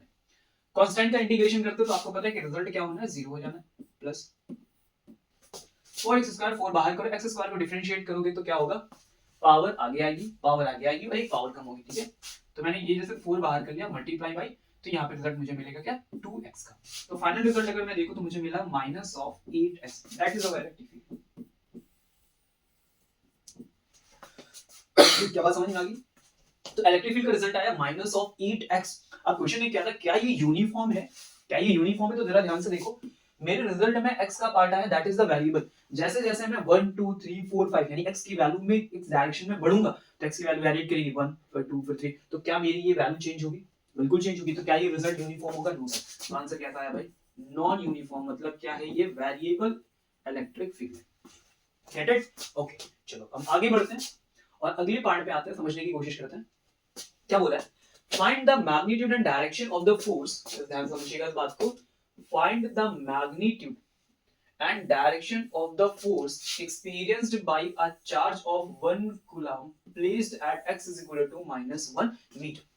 x is equal to -1 meter. मुझे ये बताना है कि अगर मैं किसी भी चार्ज को 1 कूलम ऑफ चार्ज को ले जाकर रख दूं तो इसमें फोर्स कैसा एक्सपीरियंस्ड किया जाएगा, ठीक है। और कहां पे रखा मैंने, x is equal to -1 metre पे ले जाकर रखा है, तो फोर्स जो है वो किस तरीके से एक्सपीरियंस किया जाएगा, ठीक है। तो बहुत सिंपल सा क्वेश्चन हमारे पास है। चलो देखो जरा इसको कैसे करते हैं, ये मैंने इसको साइड किया, अब फोर्स निकालते हैं। कोई भी चार्ज जैसे ही तुम रखोगे इलेक्ट्रिक फील्ड के अंदर कितना फोर्स एक्सपीरियंस करेगा, F is equal to Q into E, ठीक है। कितना चार्ज है, 1 कूलम का चार्ज है, कितनी इलेक्ट्रिक फील्ड निकल के आई थी आपकी, तो माइनस ऑफ 8x निकल के आई थी। अब इन्होंने क्या बोला कि डिस्टेंस कितनी है यहाँ पे, तो उन्होंने बोला डिस्टेंस जो है वो -1 मीटर है, तो -8 into -1 जरा कैलकुलेट करो तो रिजल्ट क्या आया, F is equal to का फोर्स पॉजिटिव, ठीक है। तो फोर्स किस डायरेक्शन में आ गया भाई, पॉजिटिव डायरेक्शन में आ गया। तो मतलब ऐसे समझो, एक पॉजिटिव चार्ज हमने ले जाके इलेक्ट्रिक फील्ड में रखा, तो इलेक्ट्रिक फील्ड ऐसे करके मान लो फ्लो कर रही है, करिए।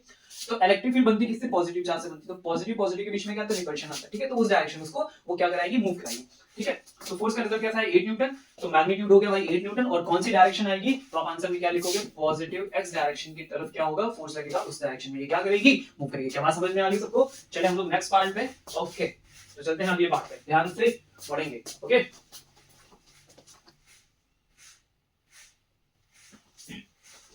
ओके, तो आगे क्वेश्चन नंबर 12, ध्यान से पढ़िएगा क्या लिखा, what is the question number 12 में, a variable capacitor is connected to a 200 volt battery. If its capacitance is changed from 2 microfarad to x microfarad, the decrease in energy of the capacitor is 2 into 10 to the power minus 2 joule. Value of x आपको निकाल के देना है। फिर ध्यान से मेरी बात को ध्यान से समझिएगा फिर से, ओके। पढ़िए क्वेश्चन नंबर 12 को क्या लिखा, a variable capacitor is connected to a 200 volt battery, ठीक है। एक कैपेसिटर कनेक्ट किया गया किससे, 200 वोल्ट की बैटरी से कनेक्ट किया गया। If its capacitance is changed from 2 microfarad to x microfarad, capacitance क्या चेंज हुआ, 2 माइक्रोफैरड से x माइक्रोफैरड हो गया, ठीक है। तो हमको क्या बताना है, ध्यान से देखो, decrease, then the decrease in energy of capacitor is 2 into 10 to the power minus 2 joule। तो जो डिक्रीज आता है एनर्जी में वो 2 into 10 to the power minus 2 आता है। तो आपको बताना है दी वैल्यू ऑफ द x। सिर्फ 2022 का क्वेश्चन है, सिंपल है। आई थिंक बात समझ में आ गई होगी सबको, ओके समझो। पहले में एनर्जी का चेंज, तो एनर्जी लिखो हाफ cv स्क्वायर, यही होता है। अब स्टार्टिंग में अगर हमें चलूं तो स्टार्टिंग में तुम्हारी एनर्जी रही होगी हाफ, c की वैल्यू रही होगी भाई 2 माइक्रोफैरड, तो -6, और पोटेंशियल कितना रहा होगा 200 वोल्ट का, यही था, ओके। अभी क्वेश्चन में क्या हुआ कि हमने उसकी वैल्यू को x में कन्वर्ट कर दिया, तो अगर मैं यहाँ से u डैश लिखूं तो आप क्या लिखोगे, हाफ लिखोगे आप, c की वैल्यू को क्या लिखोगे भाई, यहाँ पे लिखोगे x माइक्रोफैरड, तो 10 टू द पावर -6 लिख लिया मैंने, मल्टीप्लाई 200 वोल्ट की सप्लाई थी, तो सप्लाई में तो कोई चेंज हमने किया नहीं, तो ये हो गया। अब तुम्हें चाहिए एनर्जी का चेंज, तो एनर्जी का चेंज इज इक्वल टू, ठीक है। तो हम वैल्यू लिखते हैं, दोनों को हम माइनस करने जा रहे हैं यहाँ से। तो ध्यान से देखो, मेरे पास हाफ कॉमन है, मैंने हाफ बाहर कर लिया है, दोनों में देखो हाफ बाहर, 10 की पावर -6 कॉमन है, मैंने वो बाहर कर लिया, मल्टीप्लाई फिर मेरे पास 200 का स्क्वायर भी कॉमन है, मैंने वो बाहर कर लिया। अब अंदर क्या बचा मेरे पास, तो ध्यान से देखो मेरे पास अंदर क्या बचा, यहाँ पे मेरे पास वैल्यू बची है x की माइनस, और यहाँ पे मेरे पास वैल्यू बची भाई 2 की, तो मैंने यहाँ अंदर बचा लिया।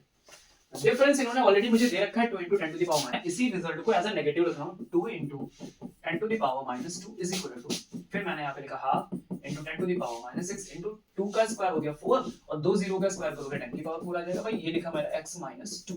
ठीक है ओके, अब ध्यान से देखो जरा, 2 से मैंने कट किया 4 को 2 टाइम्स, 2 से मैंने ये 2 कट कर दिया, तो मेरे पास बचा 10 to the power minus 2 is equal to, जरा ध्यान से देखो 10 की पावर minus 6 और 4 क्या बचेगा, 10 की पावर minus 2 बचेगा, x minus 2 ये लिखा है, ये भी मैंने आपस में कैंसिल आउट कर दिया, तो मेरे पास बचा minus 1 is equal to x minus 2। जरा इसको इधर लेके आओ तो माइनस सॉरी इसको लेके आएंगे तो माइनस का इधर आ गया तो minus 1 plus 2 is equal to x, तो x इज इक्वल टू आ गया भाई 1 माइक्रोफैराड। That's your result. क्या बात समझ गए?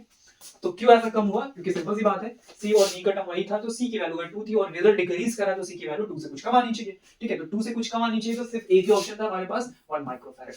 ठीक है, ये तरीका तो कैलकुलेशन से, और अगर तुमको डायरेक्ट की कैलकुलेशन करना था तो बिल्कुल भी मतलब सिर्फ ये कुछ भी नहीं करना पड़ता, सिर्फ आप यहाँ पे ऐसे जाके देखो कि भाई ये मैं फॉर्मूले दो यूज करूंगा। ठीक है, ऐसे मैं वैल्यूज पुट करूंगा, ये वैल्यू इसके कंपैरिजन में कमा रही है। ठीक है, तो v का टर्म तो सेम है, हाफ भी सब कुछ सेम है, तो c में ही चेंज होगा। अब c की वैल्यू कम करोगे तो भी रिजल्ट डिक्रीज करेगा। तो कोई ऐसा ऑप्शन है जिसमें 2 माइक्रोफैराड से रिजल्ट कम हो? तो 4 नहीं होना चाहिए था, 3 नहीं होना चाहिए था, अब सिर्फ कौन बचा 1, तो दैट्स योर आंसर। ऐसे हम डायरेक्ट भी कर सकते थे। फिलहाल मैंने आपको कैलकुलेशन करके दिखा दिया, आगे बात समझ में। चलें नेक्स्ट पार्ट पे। Get it? Are you getting my points? Okay. Question number 13 आ गए हैं और ध्यान से पढ़ेंगे। अब जाके हम लोगों ने ऐसे क्वेश्चन को टच किया। ठीक है, शुक्र।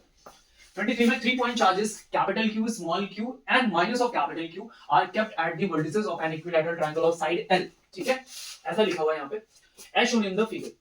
What is the electrostatic potential energy of the arrangement and the potential at the point D? ठीक है, ये सारी बातें यहाँ पे की गई हैं, जरा ध्यान से देखिएगा।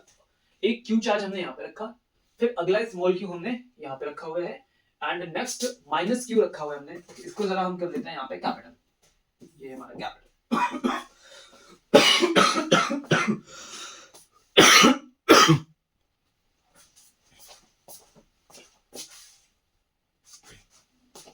आगे क्वेश्चन नंबर 13 पे क्या लिखा है?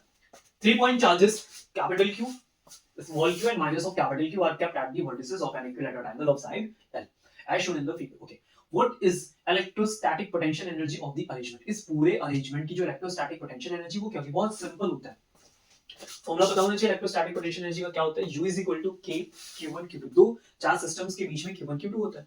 अभी टोटल कितने चार्ज यहाँ पे मेरे पास? 1 2 और 3, तीन चार्ज सिस्टम है, तो तीनों चार्ज सिस्टम के लिए हम वो फॉर्मूला लिखेंगे और उन्हें एज अ कन्वेंशन जो भी positive negative as it is value को पुट करके हम उन्हें ऐड और सब्ट्रैक्ट करेंगे। क्या बात समझ में आ गई? ठीक है, तो चलते हैं, बहुत सिंपल सा फॉर्मूला शुरू करते हैं। तो ये इक्विलैटरल ट्रायंगल है, तो सबकी वैल्यू भाई उन्होंने क्या बता रखी है? हमें L और L बता रखी है। ठीक है, आज जरा पढ़ते हैं आगे। फॉर्मूला लिखो, तो U is equal to, U net चाहिए। ठीक है, थोड़ी देर के लिए इसको मैं 1 बोल देता हूं, इसको मैं 2 बोल देता हूं और इसको मैं बोल देता हूं 3। ठीक है, तो देखो कितनी पोटेंशियल एनर्जीज बनेंगी, तो 1 और 2 के बीच में बनेगी। ठीक है, 1 और 3 के बीच में बनेगी और 2 और 3 के बीच में बनेगी। क्लियर होगी? ये पोटेंशियल एनर्जीज होगी ड्यू टू द चार्जेस। अब 1 और 2 के बीच में लिखते हैं, तो लिखेंगे K, पहला Q आपका कैपिटल Q है, अगला Q आपका स्मॉल q है, KQ लिखा, अपॉन में डिस्टेंस लिखेंगे तो डिस्टेंस आ गई भाई L। ठीक है, फिर प्लस लगाया 1 और 3 के बीच में, चलो 1 और 3 के बीच में चलो, तो यहाँ पे लिखा मैंने K, पहला Q मेरा कैपिटल Q है, दूसरा Q मेरा देखो वहां पे माइनस Q रखा है, तुमने माइनस Q रखा, डिस्टेंस हमारी L अगेन, तो एज इट इज पुट किया। फिर से लगाया प्लस 2 और 3 के बीच में आ जाओ, तो 2 और 3 के बीच में फिर से लिखोगे K। ठीक है, एक चार्ज मेरा स्मॉल q है, दूसरा मेरा कैपिटल है लेकिन वो माइनस का कैपिटल क्यों है, अपॉन में फिर से L। सिंपल, सब कुछ एज इट इज लिखा, बहुत सिंपल तरीके से। ओके, अब क्या करूं? जो चीजें सेम हो कॉमन कर लो, कॉमन कर ले, K कॉमन हो जाएगा, सबके पास एक कैपिटल Q तो है ही, कॉमन हो जाएगा, L कॉमन हो जाएगा, बचेगा क्या? देखो यहाँ पे बचेगा मेरे पास स्मॉल q। ठीक है, यहाँ से K चला गया, L चला गया। ठीक है, तो माइनस का मेरे पास एक Q बच जाएगा, यहाँ जरा ध्यान से देखो, Q चला गया, सारी वैल्यूज चली गई। ठीक है, मेरे पास यहाँ पे क्या बचेगा? माइनस ऑफ Q बचेगा, तो सब कुछ होगा। ध्यान से देखो, क्या यही सारी चीजें हैं?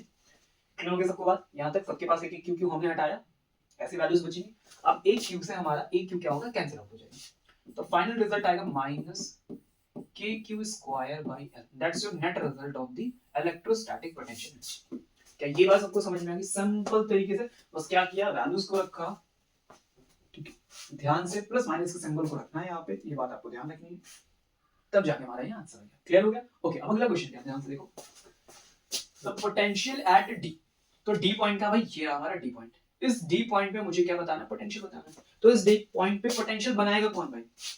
ये भी बनाएगा, ये वाला चार्ज भी पोटेंशियल बनाएगा और ये वाला भी चार्ज क्या करेगा? पोटेंशियल बनाएगा। हर कोई क्या करेगा? इस D पॉइंट पे क्या कैलकुलेट करके देगा आपको? पोटेंशियल बना के देगा। ठीक है, आज हम शुरू करते हैं, इस पोटेंशियल को भी हम लोग कैलकुलेट करते हैं यहाँ पे। तो इसे थोड़ा सा करेंगे हम ऊपर ताकि हमारे आंखों के सामने रहे, और शुरू करते हैं। चलिए शुरू करते हैं पोटेंशियल। तो पोटेंशियल एट डी, कौन कौन आया भाई इसको बनाने के लिए? तो पोटेंशियल ए के चार्ज की वजह से बनेगा, जो ए पे रखा है, बी पे जो रखा उससे बनेगा, और जो सी पे रखा उससे बनेगा। ठीक है, सिंपल, कुछ मुश्किल तो है नहीं। ओके, अब सोर्स चार्ज क्यू है मेरा, यहाँ पे बनाएगा तो मुझे यहाँ से यहाँ तक की डिस्टेंस चाहिए, दैट इज द एल, और ये के रिजल्ट मेरा क्या हो गया, l/2। तो चलो इसके लिए डिस्टेंस निकाल लेते हैं। तो ये चाहिए मुझे, तो मैं लिखूंगा l² माइनस l/2 का होल स्क्वायर, पाइथागोरस थ्योरम से। ठीक है, तो अब जरा देखो ये कितना हो गया भाई, 2l²। ठीक है, क्लियर है यहाँ तक? कोई बात हम, सॉरी, 4l², 2 का स्क्वायर होगा 4 माइनस l² अपॉन में क्या है 4। ठीक है, तो अंदर क्या बचा भाई, 3l²/4। बाहर लेके आओगे तो क्या बचेगा मेरे पास, √3l divided by 2। Get it? Okay. This is the distance from the Q. आज जो वैल्यू रखते हैं तो लिखेंगे K Q, अपॉन में क्या लिखोगे भाई, R लिखोगे, तो लिखोगे √3l/2। क्लियर हो गई सबको बात यहाँ पे? ओके, फिर लगाया plus B point, C point हमारा ये है, माइनस Q की वजह से बनेगा, तो लिखोगे K into minus Q। Distance कितनी, तो सर आधी हो जाएगी, तो लिखेंगे भाई l/2। क्लियर होगी? फिर लगाओ प्लस, अगला किसकी वजह से बनेगा भाई, इस Q की वजह से बनेगा, तो ये तो स्मॉल वाला Q है, तो K Q, और यहाँ से भी डिस्टेंस कितनी हो जाएगी, हाफ हो जाएगी, तो l/2। ठीक है, सबके लिए 2 की वैल्यू को ऊपर लेके चलो, सबके लिए वैल्यू को ऊपर लेके चलेंगे, तो 2kq अपॉन में √3l माइनस 2kq अपॉन में l प्लस 2kq अपॉन में l। ठीक है, दैट्स योर नेट पोटेंशियल। यहाँ पे क्या होगा भाई, फॉर्म होगा। देखो ये दिख रहा है सबको? अब हम थोड़ा उसको सिंपल करना चाहें तो सिंपल कर सकते हैं। क्या कॉमन कर ले भाई, यहाँ से हम कॉमन कर सकते हैं, 2k कॉमन कर सकते हैं, यहाँ पे l कॉमन कर सकते हैं। अंदर आ जाओ, तो वैल्यूज में देखो क्या बचेगा तुम्हारे पास, तो हमारे पास यहाँ पे बचेगा भाई q √3 माइनस, यहाँ से हमने कॉमन कर लिया तो हमारे पास केवल बचेगा q, और यहाँ पे हमारे पास बचेगा स्मॉल q। ठीक है, दैट्स योर फाइनल रिजल्ट। इस तरह का एक रिजल्ट हमें देखने को मिलेगा, that's your final answer. Get it? आगे बात समझ में क्लियर हो गया सबको यहाँ तक? आगे समझ में चलते हैं हम लोग नेक्स्ट पार्ट पे। Okay, next question number 14। क्या लिखा है, ध्यान से पढ़ते रहना। ठीक है, अगर आपको लग रहा है कि आप खुद कर सकते हो, क्योंकि क्वेश्चन बहुत ज्यादा हार्ड नहीं, तो वीडियो को पॉज करो, सॉल्व करो। मुश्किल लग रहा है तो देखो, ध्यान से समझो, कॉन्सेप्ट को नोट करो। अगर उसी कॉन्सेप्ट को दोबारा क्वेश्चन मिलता है तो फिर वीडियो को पॉज करना और खुद से करना जरूरी है, दैट इज अ मस्ट। समझिए बात को, फाइनल तैयारी कर रहे हो आप, इसलिए आइए question number 43 point charges -2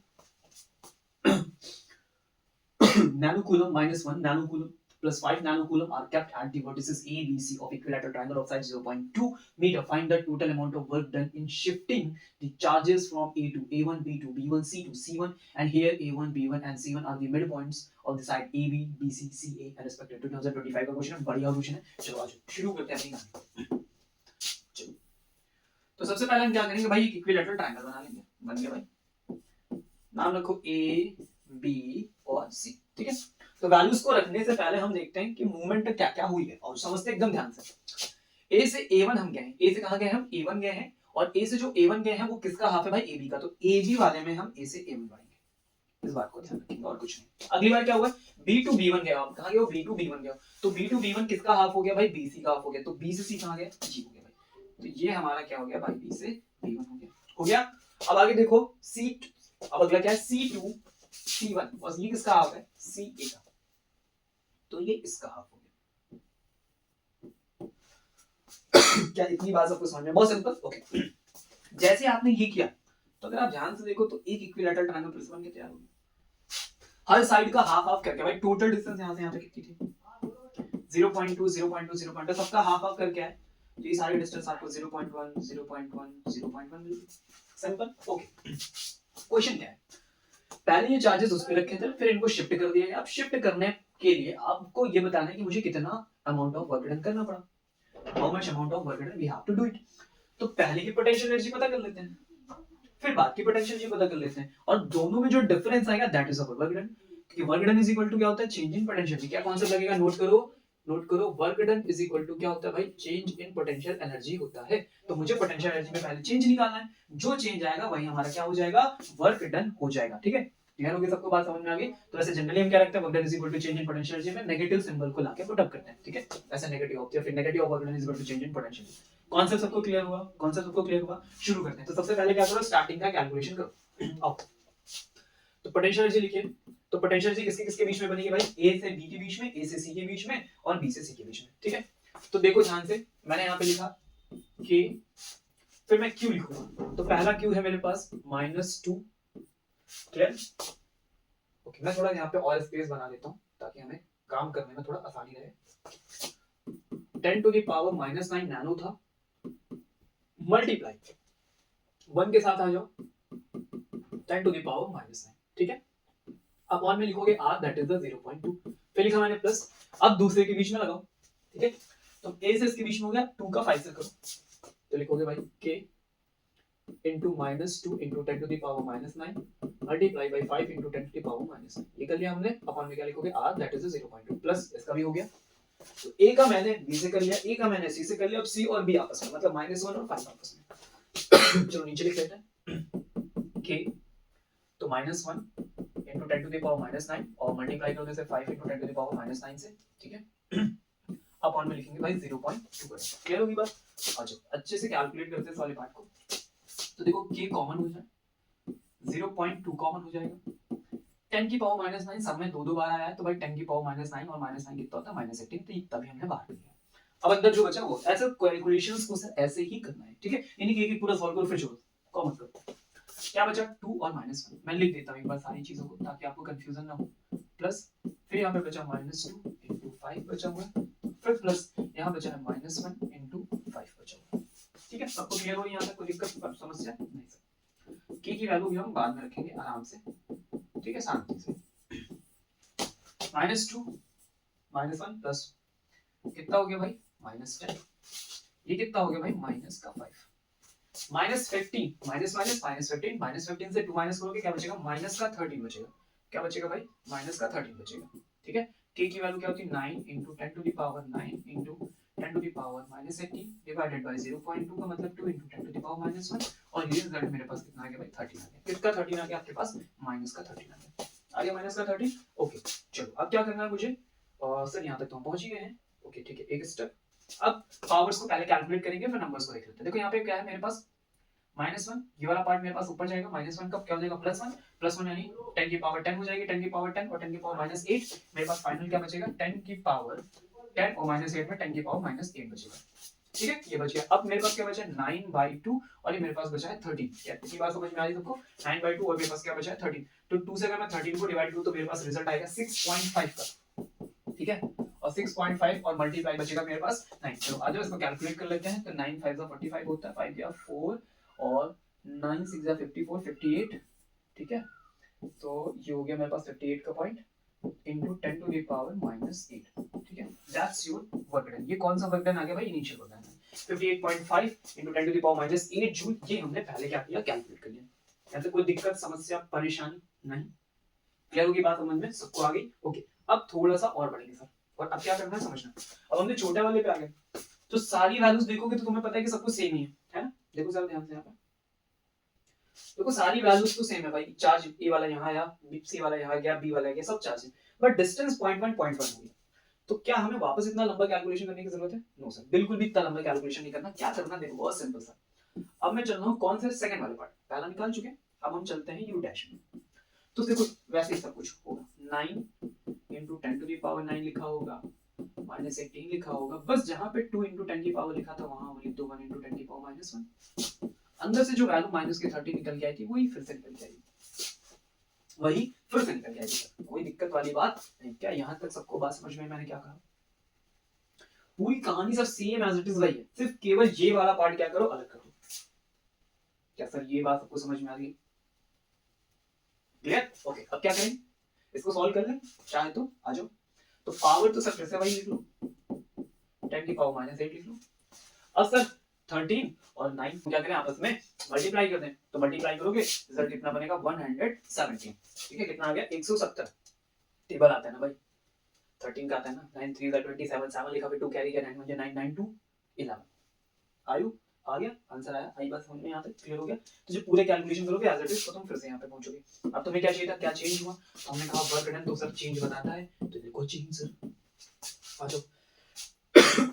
sorry, इसके आगे भी तो माइनस था, कितने गया, माइनस, वैल्यू लिखो, तो फाइनल माइनस इनिशियल करो, -117, ठीक है, into 10 to the power minus 8 minus of minus, ठीक है, 58.5 into 10 to the power minus 8, ठीक है, माइनस 8 तो कॉमन कर लो भाई, तो कर दिया सर कॉमन में, इनटू यहाँ बचेगा माइनस 117, फिर क्या बचेगा प्लस 58.5, सिंपल सी बात है, इसका आधा था इसका 2 गुना तो वही बचेगा माइनस का, तो माइनस ऑफ, ध्यान से रखिएगा क्या बचेगा, minus of 58.5 into 10 to the power minus 8, ये बचेगा, दैट्स योर वर्क डन, ये रिजल्ट हमारे पास आके पहुंचे। आएगी बात समझ में सर, क्या बात क्लियर हुई सबको? तो दिस इज द रिजल्ट जो हमने कैलकुलेट किया यहाँ पे उसको मूव कराने में, है ना, यहाँ से वहां तक ले गए, इतना काम किया, तो ये सारा रिजल्ट हमारे पास आ गया, ठीक है। अगर इसी रिजल्ट को तुम चाहो कैलकुलेट करना in the terms of negative of the part, तो यही वैल्यू क्या हो जाएगी, पॉजिटिव हो जाएगी। ऐसे कंडीशन में this part of the joule of amount work done, जो हमने इतना क्या किया कैलकुलेट करके दिया हुआ। सिंपल बात समझ में आ गई सबको, कैलकुलेशन क्लियर हुआ, ठीक है। बस थोड़ा सा क्या था, लेंथी था, 2 बार करना था, 3 बार करना था। ओके, अब इसी लेंथी क्वेश्चन को सिंपल करने का तरीका देखो। हम पहले से ये बात पता कर ले जाते हैं, ये वैल्यू 0.2 है और ये वैल्यू 0.1 है, तुम पूरा कैलकुलेशन ना करते, फिर हम क्या करते हैं, एक बार ये वैल्यू लिखते हैं ऊपर वाली 2 into 10 to the power minus -1, सब कुछ कॉमन करते हैं, सारा अमाउंट ऑफ क्या कर लेते हैं, कॉमन कर लेते हैं, क्योंकि मुझे माइनस करना था, तो मैं वहां पे लिखता 0.2 लिखता मैं, ठीक है, और माइनस लिखता 0.1, सिर्फ ये वाला पार्ट बचता अपॉन के टर्म में हमारे पास, ऐसे रिजल्ट आता r का यहाँ पे, इसको मैं सॉल्व करता, जो रिजल्ट बचता वो मैं जाता यहाँ पे सीधे और एक बार इसकी कैलकुलेशन में ले जाके यहाँ पे ले जाके ऐसे पुट अप कर देता। ये वाला जो पार्ट है मेरे पास, देखो ये वाला जो पार्ट मेरा, ठीक है, यहाँ पे बस 0.2 0.2 0.8 एक लाइन हो जाता है, ठीक है। कहानी सबको समझ में आ गई, सिंपल कैलकुलेशन क्लियर हुआ। जिन्हें नहीं आता कैलकुलेशन में बहुत ज्यादा वो घुमा फिरा नहीं पाते हैं, आप उन्हें बिल्कुल सिंपल बेसिक तरीके से चलो, वैल्यू रखो करते जाओ, वैल्यू रखो करते जाओ, आंसर अपने आप आ जाएगा, ठीक है। क्योंकि बहुत ज्यादा शॉर्टकट के चक्कर में गलतियां होती हैं, ठीक है। तो स्पेशली जब हमें क्वेश्चन शो करके देना, सॉल्व करके देना है, तो ऐसे कंडीशन में शॉर्टकट की कोशिश करो कि जरूरत ना पड़े। हाँ, अगर आप मैनेज कर सकते हो तो ही करिएगा, नहीं तो मत करिएगा। क्वेश्चन नंबर 15 पढ़िए, a point charge of +2 nanocoulomb is kept at origin of a 3-dimensional coordinate system. Okay.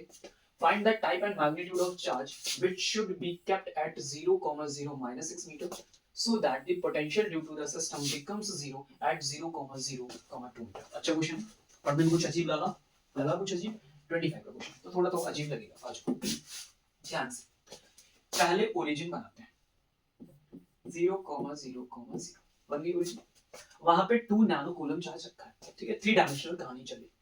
कह रहे हैं कि किस टाइप का और क्या मैग्नीट्यूड का चार्ज हम रख दे, कहां पे, 0, 0, -6 पता कहां पे है, sorry this is the x, तो ये क्या भाई z, और ये क्या भाई तुम्हारा क्या भाई, यहां पे कह रहे हैं हमसे कि कोई एक पॉइंट लो, ठीक है, कौन सा, 0, 0, -6, और यहां लाके कोई चार्ज रखो, कोई भी चार्ज लाके रखो, जिसकी वजह से the potential due to the system becomes 0 at 0, 0, 2 metre. ये भी सर z एक्सिस की कहानी होगी, तो यहां चले आओ, सॉरी यहां जाइए, और यहां पे कोई एक पॉइंट ले लो 0, 0, 2 मीटर, तो यहां पे जो पोटेंशियल ये मांग रहा है वो कितना मांग रहा है भाई, 0 मांग रहा है। यहां एक ऐसा चार्ज लाके रखिए जो यहां का पोटेंशियल कितना कर दे, 0 कर दे, और ऑलरेडी एक यहां पोटेंशियल रखा है कितना, +2 नैनोकूलम। क्या कहानी समझ में आई, ठीक है, थोड़ा अजीब लग रहा है, अब इसको बहुत सिंपल करते हैं, एक लाइन में। अगर आप समझ पाए होंगे तो सारी कहानी z पे हो रही है। यहां कहीं ओरिजिन है जिस पे रखा है 2 नैनोकूलम का चार्ज, ठीक है, एक तरफ वैल्यू है -6 की, समझना बहुत ध्यान समझना, एक तरफ ये वैल्यू -6 है और दूसरी तरफ ये वैल्यू क्या है, प्लस कर दो। क्वेश्चन कह रहा है कि यहां पर कितना चार्ज लाके रख दे जिससे इस पॉइंट का पोटेंशियल क्या हो जाए, 0 हो जाए। एक बात हुई सिंपल, अभी कहानी समझ में, इतना सब पढ़ के वहां पहुंच गए, समझ में आया। अब क्या करना है, इस पॉइंट पे पोटेंशियल निकालना है भाई, क्या करना है, पोटेंशियल निकालना, सिंपल सी बात है। चलो और डिस्टेंस पता करो, तो इस पॉइंट पे कौन कौन पोटेंशियल रहेगा, मान लो मैंने यहाँ कोई क्यू चार्ज लाके रख दिया, तो ये वाला भी इसमें पोटेंशियल बनाएगा, ये वाला भी इसमें पोटेंशियल बनाएगा, तो यहाँ से गैप कितना है पोटेंशियल बनाने के लिए भाई, 2 है। इस -6 वाले से यहाँ तक का गैप कितना, तो भाई -6 से 0 तक 6 और 6 + 2 कितना हो गया, 8, तो ये दोनों मिलके यहाँ पोटेंशियल बनाएंगे और रिजल्ट कितना कर देंगे, 0 कर देंगे। तो चले सर फॉर्मूला लिखा जाए, तो फॉर्मूला लिखते हैं, v = कौन कौन बना रहा भाई, एक अननोन q बनाएगा और एक 2 वाला बनाएगा। अननोन वाला q कितना है, तो लिखो k q by r, r की वैल्यू क्या भाई, तो यहां से वहां तक की बात होगी तो 8 हो गया, ठीक है। फिर मैंने लिखा है पे प्लस v2, सॉरी V2। अब कौन है 2 वाला बनाएगा, 2 नैनो कूलम, तो K लिखा, 2 × 10⁻⁹ लिखा, और R की वैल्यू कितनी लिखी, 2 लिखी। यही तो है तुम्हारा नेट पोटेंशियल। अब तुम्हारा नेट पोटेंशियल क्या कह रहा है कि रिजल्ट कितना आना चाहिए, 0 आना चाहिए। नेट पोटेंशियल क्या कह रहा है कि भाई रिजल्ट कितना आना चाहिए, 0 आना चाहिए। तो ठीक है, इस वाले पार्ट को इधर ले आओ, तो -KQ/8 is equal to K × 2 × 10⁻⁹ upon 9। Sir 2 से 2 ये कट कर दिया, ठीक है, K से K कट कर दिया, मेरे पास -Q बचा, 8 जरा उधर भेजो, तो 8 × 10⁻, क्या बचेगा मेरे पास, -9 बचेगा। तो Q इज इक्वल टू आ गया -8 ऑफ नैनो कूलम। क्वेश्चन समझ में आया? -8 ऑफ नैनो कूलम जब आप रखोगे तो उसकी वजह से जो वहां पे नेट पोटेंशियल का फॉर्मेशन होगा वो कितना हो जाएगा सर, 0 हो जाएगा। क्या बात समझ में आई? ठीक है, इस क्वेश्चन को क्रॉस चेक किया जाए, बहुत सिंपल तरीके से क्रॉस चेक हो जाएगा। करोगे और सीखना है, और देखो कैसे क्रॉस चेक करना। कितना चार्ज रखे ताकि यहाँ का पोटेंशियल 0 हो जाए, ठीक है। तो आप चेक करो इस 2 वाले ने कितना पोटेंशियल बनाया है। जितना ये पोटेंशियल इसने बनाया है उतना ही अगर इसने नेगेटिव बना दिया तो कहानी खत्म हो जाएगी। देखो इसने कितना पोटेंशियल बनाया, तो मैं लिखूंगा यहाँ पे K 2 × 10⁻⁹ अपॉन में लिखूंगा 2 से 2 कट गया, ठीक है। बहुत सिंपल समझना मेरी बात को, बहुत सिंपल समझना। तो मेरे पास आंसर आया K × 10⁻⁹, ठीक है। तो K को थोड़ी देर मानो, तो मेरे पास 1 × 10⁻⁹ आया।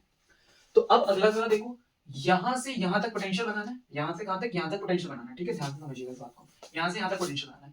तो आपको अपॉन में क्या रखना पड़ेगा, 8। ये बात को समझिएगा, क्या रखना पड़ेगा, 8। फिर लिखना पड़ेगा K × Q × 10⁻⁹, और तुम्हें फाइनल आंसर में क्या चाहिए, K × 10⁻⁹। तो इसके लिए मस्ट हो जाता है कि यहाँ पे कौन सा चार्ज रखा हो, कौन सा चार्ज रखा हो सर, Q का अमाउंट कितना रखा हो, Q का अमाउंट कितना रखा हो सर यहाँ पे, तो यहाँ पे 8 रखा हो। जब ऐसा होगा तभी तो ये बनेगा, अभी तो ये बनेगा। और अब हम क्या कह रहे हैं कि इन दोनों ऐड होके आंसर कितना बनाए, 0 बनाए। तो अगर ये पॉजिटिव है तो सर ये मस्ट बी नेगेटिव। इसका मतलब जो 8 आना चाहिए वो नेगेटिव साइन का होना चाहिए। -8 आया, समझ गए? तो ये तरीके जो चेक करने के, क्लियर होगी बात, समझ में आ गया है ना। तो जो होता है ना कि समय बच जाता है, उतने ही टाइम में हम भी कर रहे होते, तो टाइम में दूसरा बच्चा भी कर रहा था, तो टॉपर जल्दी कर लेता है, हमको तक कैसे टाइम लग रहा है, ये इतनी जल्दी कैसे कर लेता है। कुछ लोग तुरंत आंसर बता देते क्वेश्चन आते, और हम तो सर अभी शुरू ही किया, तो हम तो यहीं पे पहुंचे, वैल्यू भी रख रहे थे कि आंसर आ गया उनका। तो ये सारे वो तरीके होते हैं जो वो सोच पाते हैं कि भाई ऐसा हुआ होगा, तो ये वैल्यू, फिर ये चीजें, फिर ये तरीके। तो जब आप ऐसा करोगे, प्रैक्टिस करोगे ना, चेक करने की कोशिश करोगे जल्दी से जल्दी हम कैसे कर पाए, तो सर से कुछ वेज निकल के आएंगे आपके पास। समझ गए बात को? Are you getting my points? That is the basic तरीका, और चेक करने का तरीका भी मैंने बताया। चलिए बढ़ जाते हैं आगे, क्वेश्चन नंबर 16। समझ रहे हो? समझना तो पड़ेगा ही, समझते रहिए। Question number 16, the electric field in a region is given by E is equal to 10x plus 4i। i लगा है तो उसके ऊपर क्या लगा होगा, नहीं हो पाया। Where x is in meter and E is in Newton per coulomb, calculate the amount of work done in taking a unit charge। कौन सा चार्ज है, यूनिट चार्ज का मतलब हो गया अमाउंट 1 हो गया, ठीक है। Q is equal to क्या हो गया भाई, 1 हो गया। इसको लेके चलना है, कहां से कहां तक, 5 मीटर से 10 मीटर ले जाना है, फिर अगली बार 5 मीटर से 5 मीटर और 10 मीटर पे लेके जाना है, ठीक है। चलो पहला करते हैं। तो वर्क डन का फॉर्मूला लिखो पहले। तो work done is equal to sir change in potential into charge, यही। अब देखो क्या तुमको पोटेंशियल दिया है, तो नहीं सर इलेक्ट्रिक फील्ड दी, तो पहले क्या निकालो, पोटेंशियल निकालो। आओ कैसे निकालते हैं, तो sir E is equal to dv by dr सिखाया। अब मुझे क्या चाहिए, dv चाहिए, माइनस का होता है, ठीक है। तो dv चाहिए, तो dv इज इक्वल टू क्या हो जाएगा, माइनस का e dr हो जाएगा। अब dv निकालना तो क्या करना पड़ेगा सर, इंटीग्रेशन करना पड़ेगा। नहीं आता तो सीखना पड़ेगा, करना तो पड़ेगा, ठीक है। आओ करते हैं। तो ये लिखा भैया हमने dv, एक सेकंड, dv को कर दिया हमने b, e की वैल्यू लाओ, रखो e की वैल्यू कितने चली गई, ओहो कितना कितना कितना, 10x plus 4 है, ठीक है। तो 10x plus 4 ये इंटीग्रेशन हमने दे दिया। चलो करते हैं इंटीग्रेट। तो ये रिजल्ट मेरा कितना हो गया यहाँ पे, ध्यान से देखो। तो 10 बाहर होगा, x का क्या हो जाएगा सर, पावर 1 इंक्रीज होगी, तो स्क्वायर अपॉन कितना आ जाएगा, 2 आ जाएगा, प्लस 4 बाहर करोगे, अंदर बचेगा 1 के टर्म में dx रहेगा। तो ये जो dr वाला टर्म है, अच्छा मैं इसको मेंशन करना भूल गया, अभी समझो। ओके, जब हम बात कर रहे थे x डायरेक्शन की, ठीक है, इस बात को यहां से समझिएगा ध्यान से। x टर्म में दिया हुआ है, x डायरेक्शन की इलेक्ट्रिक फील्ड है, तो जो dr वाला पार्ट होगा वो भी कैसा होगा भाई, आपके x वाला पार्ट होगा, ठीक है। ये b हो गया, अच्छे से समझ लेते हैं, गलत ना होता। यहां लिखोगे 10x dx plus 4 dx, ठीक है। ये माइनस क्या, 10 बाहर आ गया, x dx का करोगे तो क्या आएगा, x square by, clear, sorry 4 बाहर लेके आओ, dx का इंटीग्रेशन करोगे क्या बनेगा, 4x। ये सारी कहानी यहां से सॉल्व होगी, क्लियर होगी बात। तो ये तुम्हारे पास दौड़ दड़ा के पोटेंशियल आ गया, ठीक है। इसको और सिंपल लिख सकते हैं, तो हां लिख सकते हैं 5x² + 4x, that's your potential. होगी बात नहीं सब समझ में, ये तुम्हारे पास बेसिक पोटेंशियल का रिजल्ट आ चुका है। क्लियर? अब कैलकुलेशन में हमें कैसे करना है देखो। तो कैलकुलेशन क्या है कि भाई वर्क डन करके दो 5 मीटर टू 0 से 10 मीटर तक। ठीक है, यानी x की वैल्यू जो है वो कहां से कहां तक वेरी करे, 5 मीटर से 10 मीटर तक वेरी करे। तो सिंपल है, करना ही क्या, वैल्यूज को लाके रखिए। ठीक है, जो हमने यहाँ पे रिजल्ट निकाला है, जो हमने रिजल्ट निकाला है जिसमें x स्क्वायर और ये 4x आया हुआ है, ठीक है, अब इसी में हम क्या करते हैं, बस वो लिमिट पुट कर दें, तो हमें उस जगह का क्या पता चल जाएगा, पोटेंशियल पता चल जाएगा। ठीक है, ये बेसिक पोटेंशियल निकला। ठीक है, अब मुझे फाइनल पोटेंशियल कहां चाहिए, उस 5 मीटर वाले में चाहिए। तो समझना, मेरी बात को ध्यान से समझना। मैं यहाँ पे लिखूंगा 5x स्क्वायर माइनस प्लस का लिखूंगा 4x। ठीक है, और फिर इसको थोड़ा सा नीचे खिसकाऊंगा ताकि आप इस बात को समझ पाए। मैं 5 मीटर से 10 मीटर तक जाना चाहता हूं, तो मुझे वो वाला पोटेंशियल तो पता चले कि 5 मीटर से 10 मीटर के बीच में कितना पोटेंशियल, 5 से 10 के बीच में इज इक्वल टू लिखा 5। ठीक है, तो इस बात को ध्यान से समझिए। अच्छा, माइनस कोल लगा हुआ है, सॉरी। अब मैं वैल्यू पुट करूंगा, तो x में मुझे 5 से 10 जाना है। ठीक है, तो लिमिट कैसे पुट करते हो जानते हो ना, लिमिट पुट करना सब लोग जानते हैं। x की जगह लिमिट पुट करो तो 10 का स्क्वायर माइनस 5 का स्क्वायर प्लस 4, यानी लिखोगे 10 माइनस 5। इतनी बात समझ में आ गई? ओके, माइनस अंदर क्या बचेगा भाई, तो 100 माइनस 5 का स्क्वायर 25, तो 5 इंटू 100 से 25 माइनस करोगे तो क्या बचेगा 75 प्लस 4, 10 माइनस 5 कितना हो गया भाई, 10 माइनस 5 हो गया 5, और 5 4 से कितना हो गया भाई 20 हो गया इज इक्वल टू, चलो माइनस। अब समझना मेरी बात को ध्यान से देखो, 5 और 75 इनको आपस में हम क्या करने जा रहे हैं, मल्टीप्लाई। तो 5 5 से कितना हो गया भाई 25 हो गया, तो 5 लिखा, यहाँ पे लिखा 2। ठीक है, 5 7 जो कितना होता है, 5 7 जो कितना होता है 35, 35 में हमने 2 ऐड किया 375 और प्लस लिखा हमने यहाँ पे 20। ठीक है, ऐड कर दो जरा, तो माइनस का 395 आ गया। That's your potential. यहाँ तक बात समझ में आई? ये पोटेंशियल आपने कैलकुलेट कर लिया। अब तुम्हें क्या करना था, तुम्हें इस जगह का वर्क डन बताना था। तो तुम लिखोगे work done is equal to change in potential यानी v इनटू q। तो जो तुमने पोटेंशियल निकाला वो निकाला -395 और मल्टीप्लाई 1 कूलम, तो आंसर आ गया -395 sorry, that's your work done. क्या बात समझ में आ गई? Are you getting my points? तो यहाँ से हमने सर ऐसे कैलकुलेशन कर लिया। समझ गया बात को? समझ गया बात को? समझ में आया ना मैंने क्या बोला? ओके, आगे बढ़ते हैं। तो अब हम यहाँ पे आएंगे।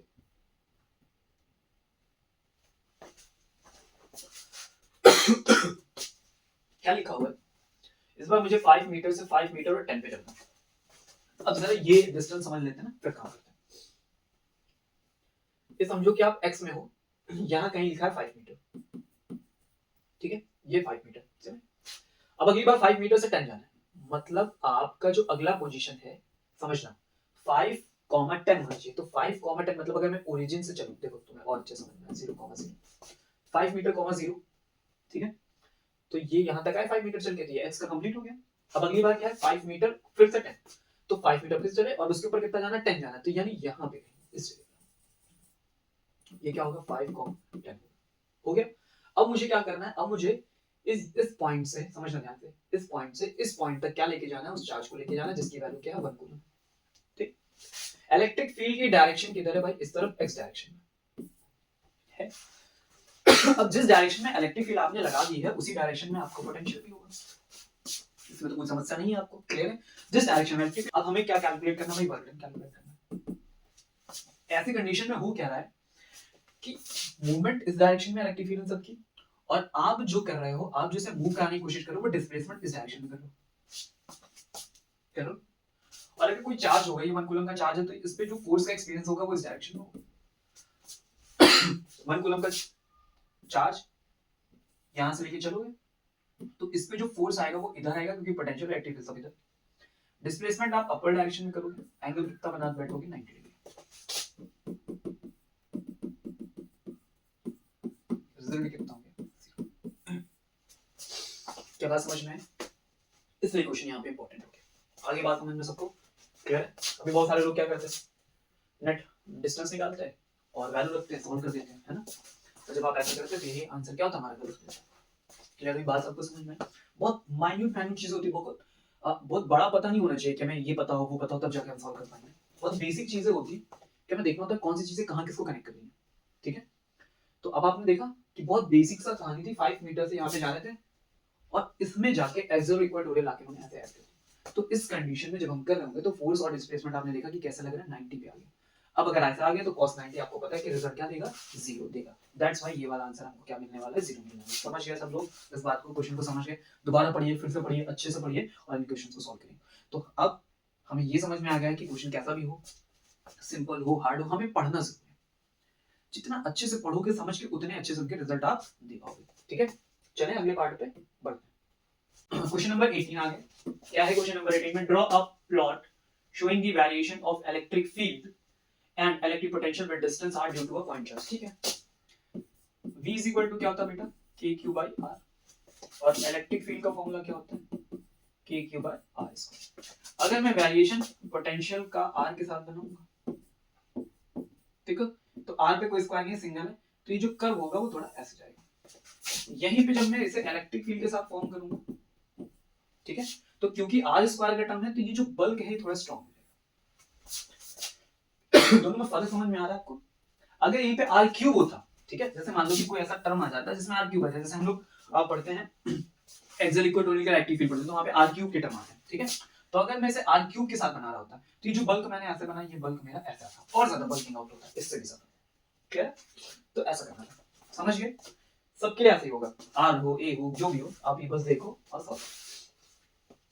Question number 18 to 22. Equipotential at a large distance from a collection of charges whose total sum is not zero। ठीक है, बहुत सारा चार्ज है, कलेक्शन ऑफ चार्जेस 5 10 -10 सब रखा हुआ है, और उसका रिजल्ट जीरो नहीं, मतलब कुछ फाइनली आंसर आ रहा है 10 5 12, तो उसकी वजह से इक्विपोटेंशियल कैसे होगा? तो ऐसे समझो, कि ढेर सारे ऐसे चार्जेस रखे हुए हैं बार के, खूब सारे।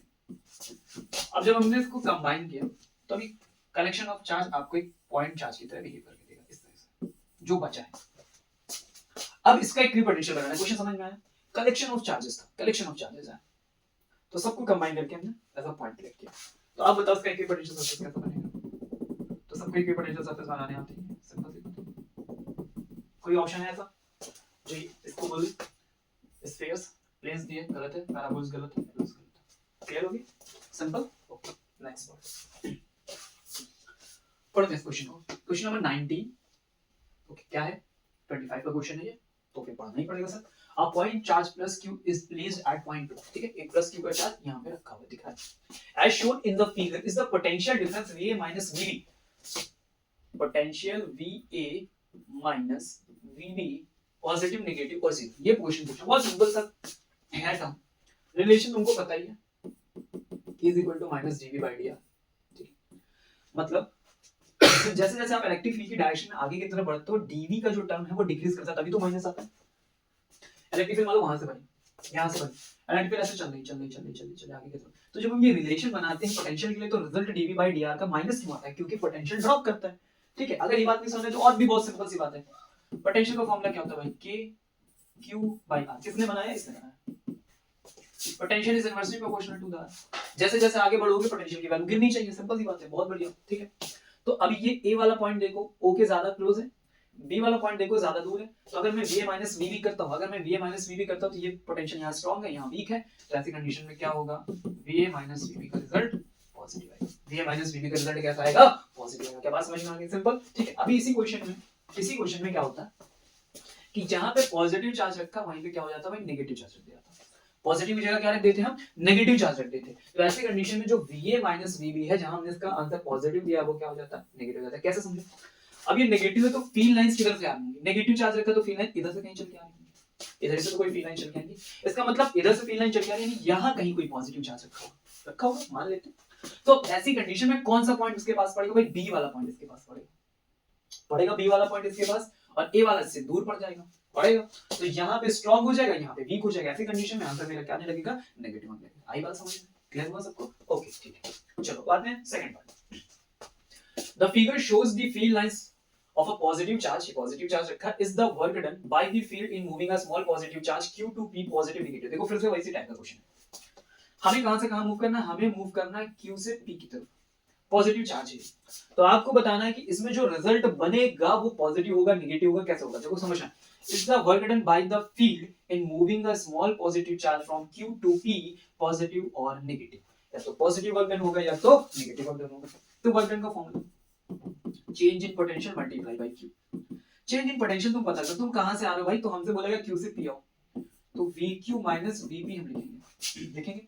अब ये पॉजिटिव चार्ज से आप जरा देखो किसकी डिस्टेंस दूर है, ये Q वाला पॉइंट ज्यादा दूर है या P वाला, तो Q वाला ज्यादा दूर है, तो यहाँ का पोटेंशियल क्या होगा भाई, लो होगा। P वाला ज्यादा क्लोज है, तो यहाँ का पोटेंशियल क्या होगा, हाई होगा। ऐसी कंडीशन में जो रिजल्ट है नेगेटिव का वो कैसा हो जाएगा भाई, चेंज इन पोटेंशियल कैसा हो जाएगा भाई, नेगेटिव हो जाएगा। नेगेटिव इनटू क्यू करोगे तो आंसर भी कैसा मिलेगा भाई, नेगेटिव ही मिलेगा। तो वर्क डन हमारा कैसा हो गया, वर्क डन हमारा हो गया भाई नेगेटिव। आई बात समझ में, सिंपल, गेट इट। तो बेसिक कॉन्सेप्ट्स 25 का है ये, क्लियर हुआ सबको, ओके बढ़ते हैं क्वेश्चन नंबर 20 पे आएंगे। आज थोड़ा गला ज्यादा खराब है, आई होप कि आपको मेरे गले से ना मतलब हो, सॉल्यूशन से मतलब। Draw equipotential surface for an electric dipole, electric dipole के इक्विपोटेंशियल सरफेस बनाना है, पिछले क्वेश्चन में कर चुके हैं, बना के दिखाया था आपको, हो जाएगा। टू आइडेंटिकल पॉजिटिव चार्जेस के लिए भी आपको बना के दिखाया था, हो जाएगा। अ यूनिफॉर्म इलेक्ट्रिक फील्ड बनाओ, तो यूनिफॉर्म इलेक्ट्रिक फील्ड के लिए आपको बनाना है, अ यूनिफॉर्म इलेक्ट्रिक फील्ड के लिए हमें चाहिए इक्विपोटेंशियल सरफेस। तो यूनिफॉर्म इलेक्ट्रिक फील्ड तो ऐसे चलती है भाई, ठीक है। तो इसके लिए जो इक्विपोटेंशियल सरफेस होगा वो कैसा होगा, एक सिंगल प्लेन होगा, कैसा होगा भाई, एक सिंगल प्लेन होगा, ऐसे करके दीज आर प्लेन्स, ऐसे ही बनेंगे, ठीक है। आपको जितने बनाने हैं आप उतने बना दो। तो ऐसे एक प्लेन चलता हुआ जाएगा, ठीक है, ओके। बी पार्ट पढ़ते हैं। What is the amount of work done in moving a point charge around a circular arc? Work done in moving a point charge around a circular arc of radius r at the center of which another point charge is located. पहले तो भाई हम एक circle बना लेते हैं, are बना लिया, ठीक है। और मुझे सर्कुलर आर्क पे मूव करना, पूरा सर्कल पे नहीं, तो सर्कुलर आर्क पे, तो कितना भी मूव कर लो तो आप पे डिपेंड करेगा। मान लो मैं यहाँ से मूव करना चाहता हूँ, यहाँ तक मूव करूंगा, ठीक है, कोई ए पॉइंट से मैं बी पॉइंट तक मूव करूंगा, ठीक है, कोई दिक्कत नहीं।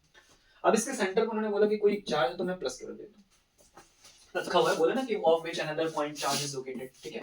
ये क्वेश्चन भी कोई 24 या 25 के आसपास का है, ठीक है, रखा हुआ, ओके। अब आपको क्या बताना है कि मुझे कितना वर्क डन करके देना पड़ेगा, ये तो क्वेश्चन मांगा है। अब जरा समझो, ये जो क्यू चार्ज है इस पूरे सर्किल पे जो पोटेंशियल फॉर्म करेगा, देखो भाई हर जगह से डिस्टेंस क्या है, आर आर आर। तो अगर मैं बोलूं इस जगह का पोटेंशियल तो डिस्टेंस आर, तो यहाँ का पोटेंशियल V होगा, यहाँ का पोटेंशियल भी देखो तो क्या लिखा है, R लिखा है, तो यहाँ का भी पोटेंशियल क्या होगा भाई, V होगा। कितनी बार समझ में सबको, यहाँ का भी पोटेंशियल क्या होगा, V होगा। अब दोनों जगह के पोटेंशियल आपस में क्या है, सेम इक्वल है, तो क्या ये इक्विपोटेंशियल सरफेस की तरह बिहेव करेगा, और अगर इक्विपोटेंशियल सरफेस पे हम कोई वर्क डन करते हैं तो उसका आंसर क्या मिलता है, 0।